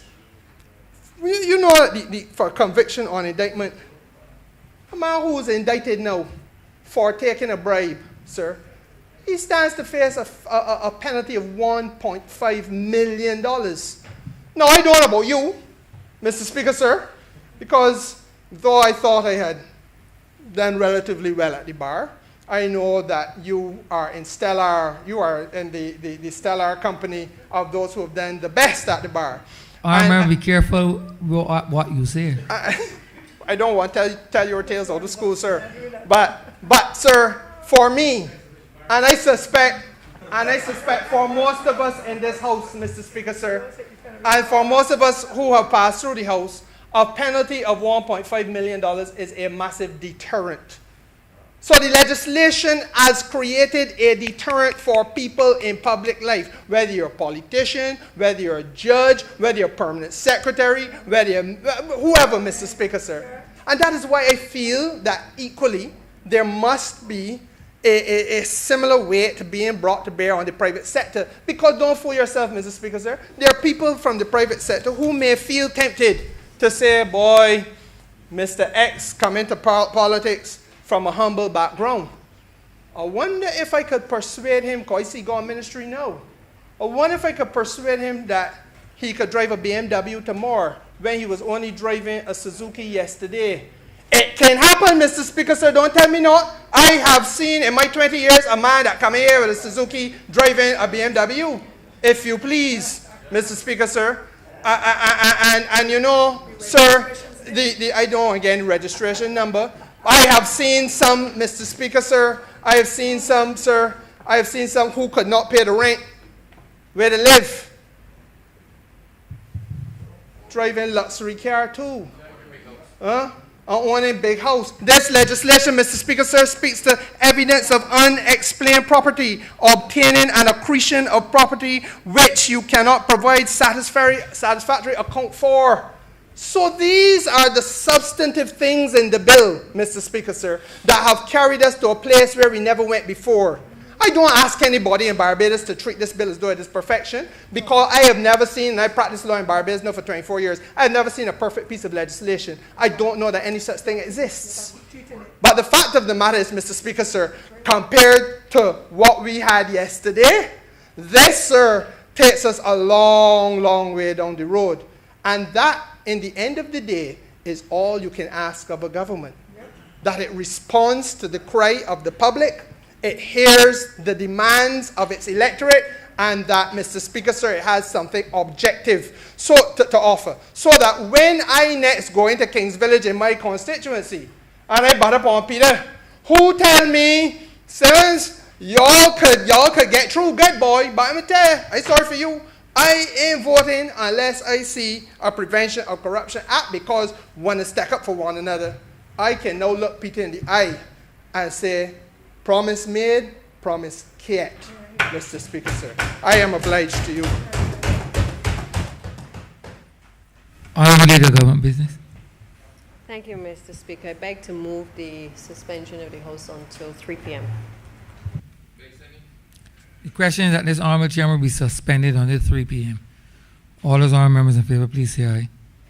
Those against, please say no. Me think the ayes have it. This honorable chamber stands suspended until 3 p.m.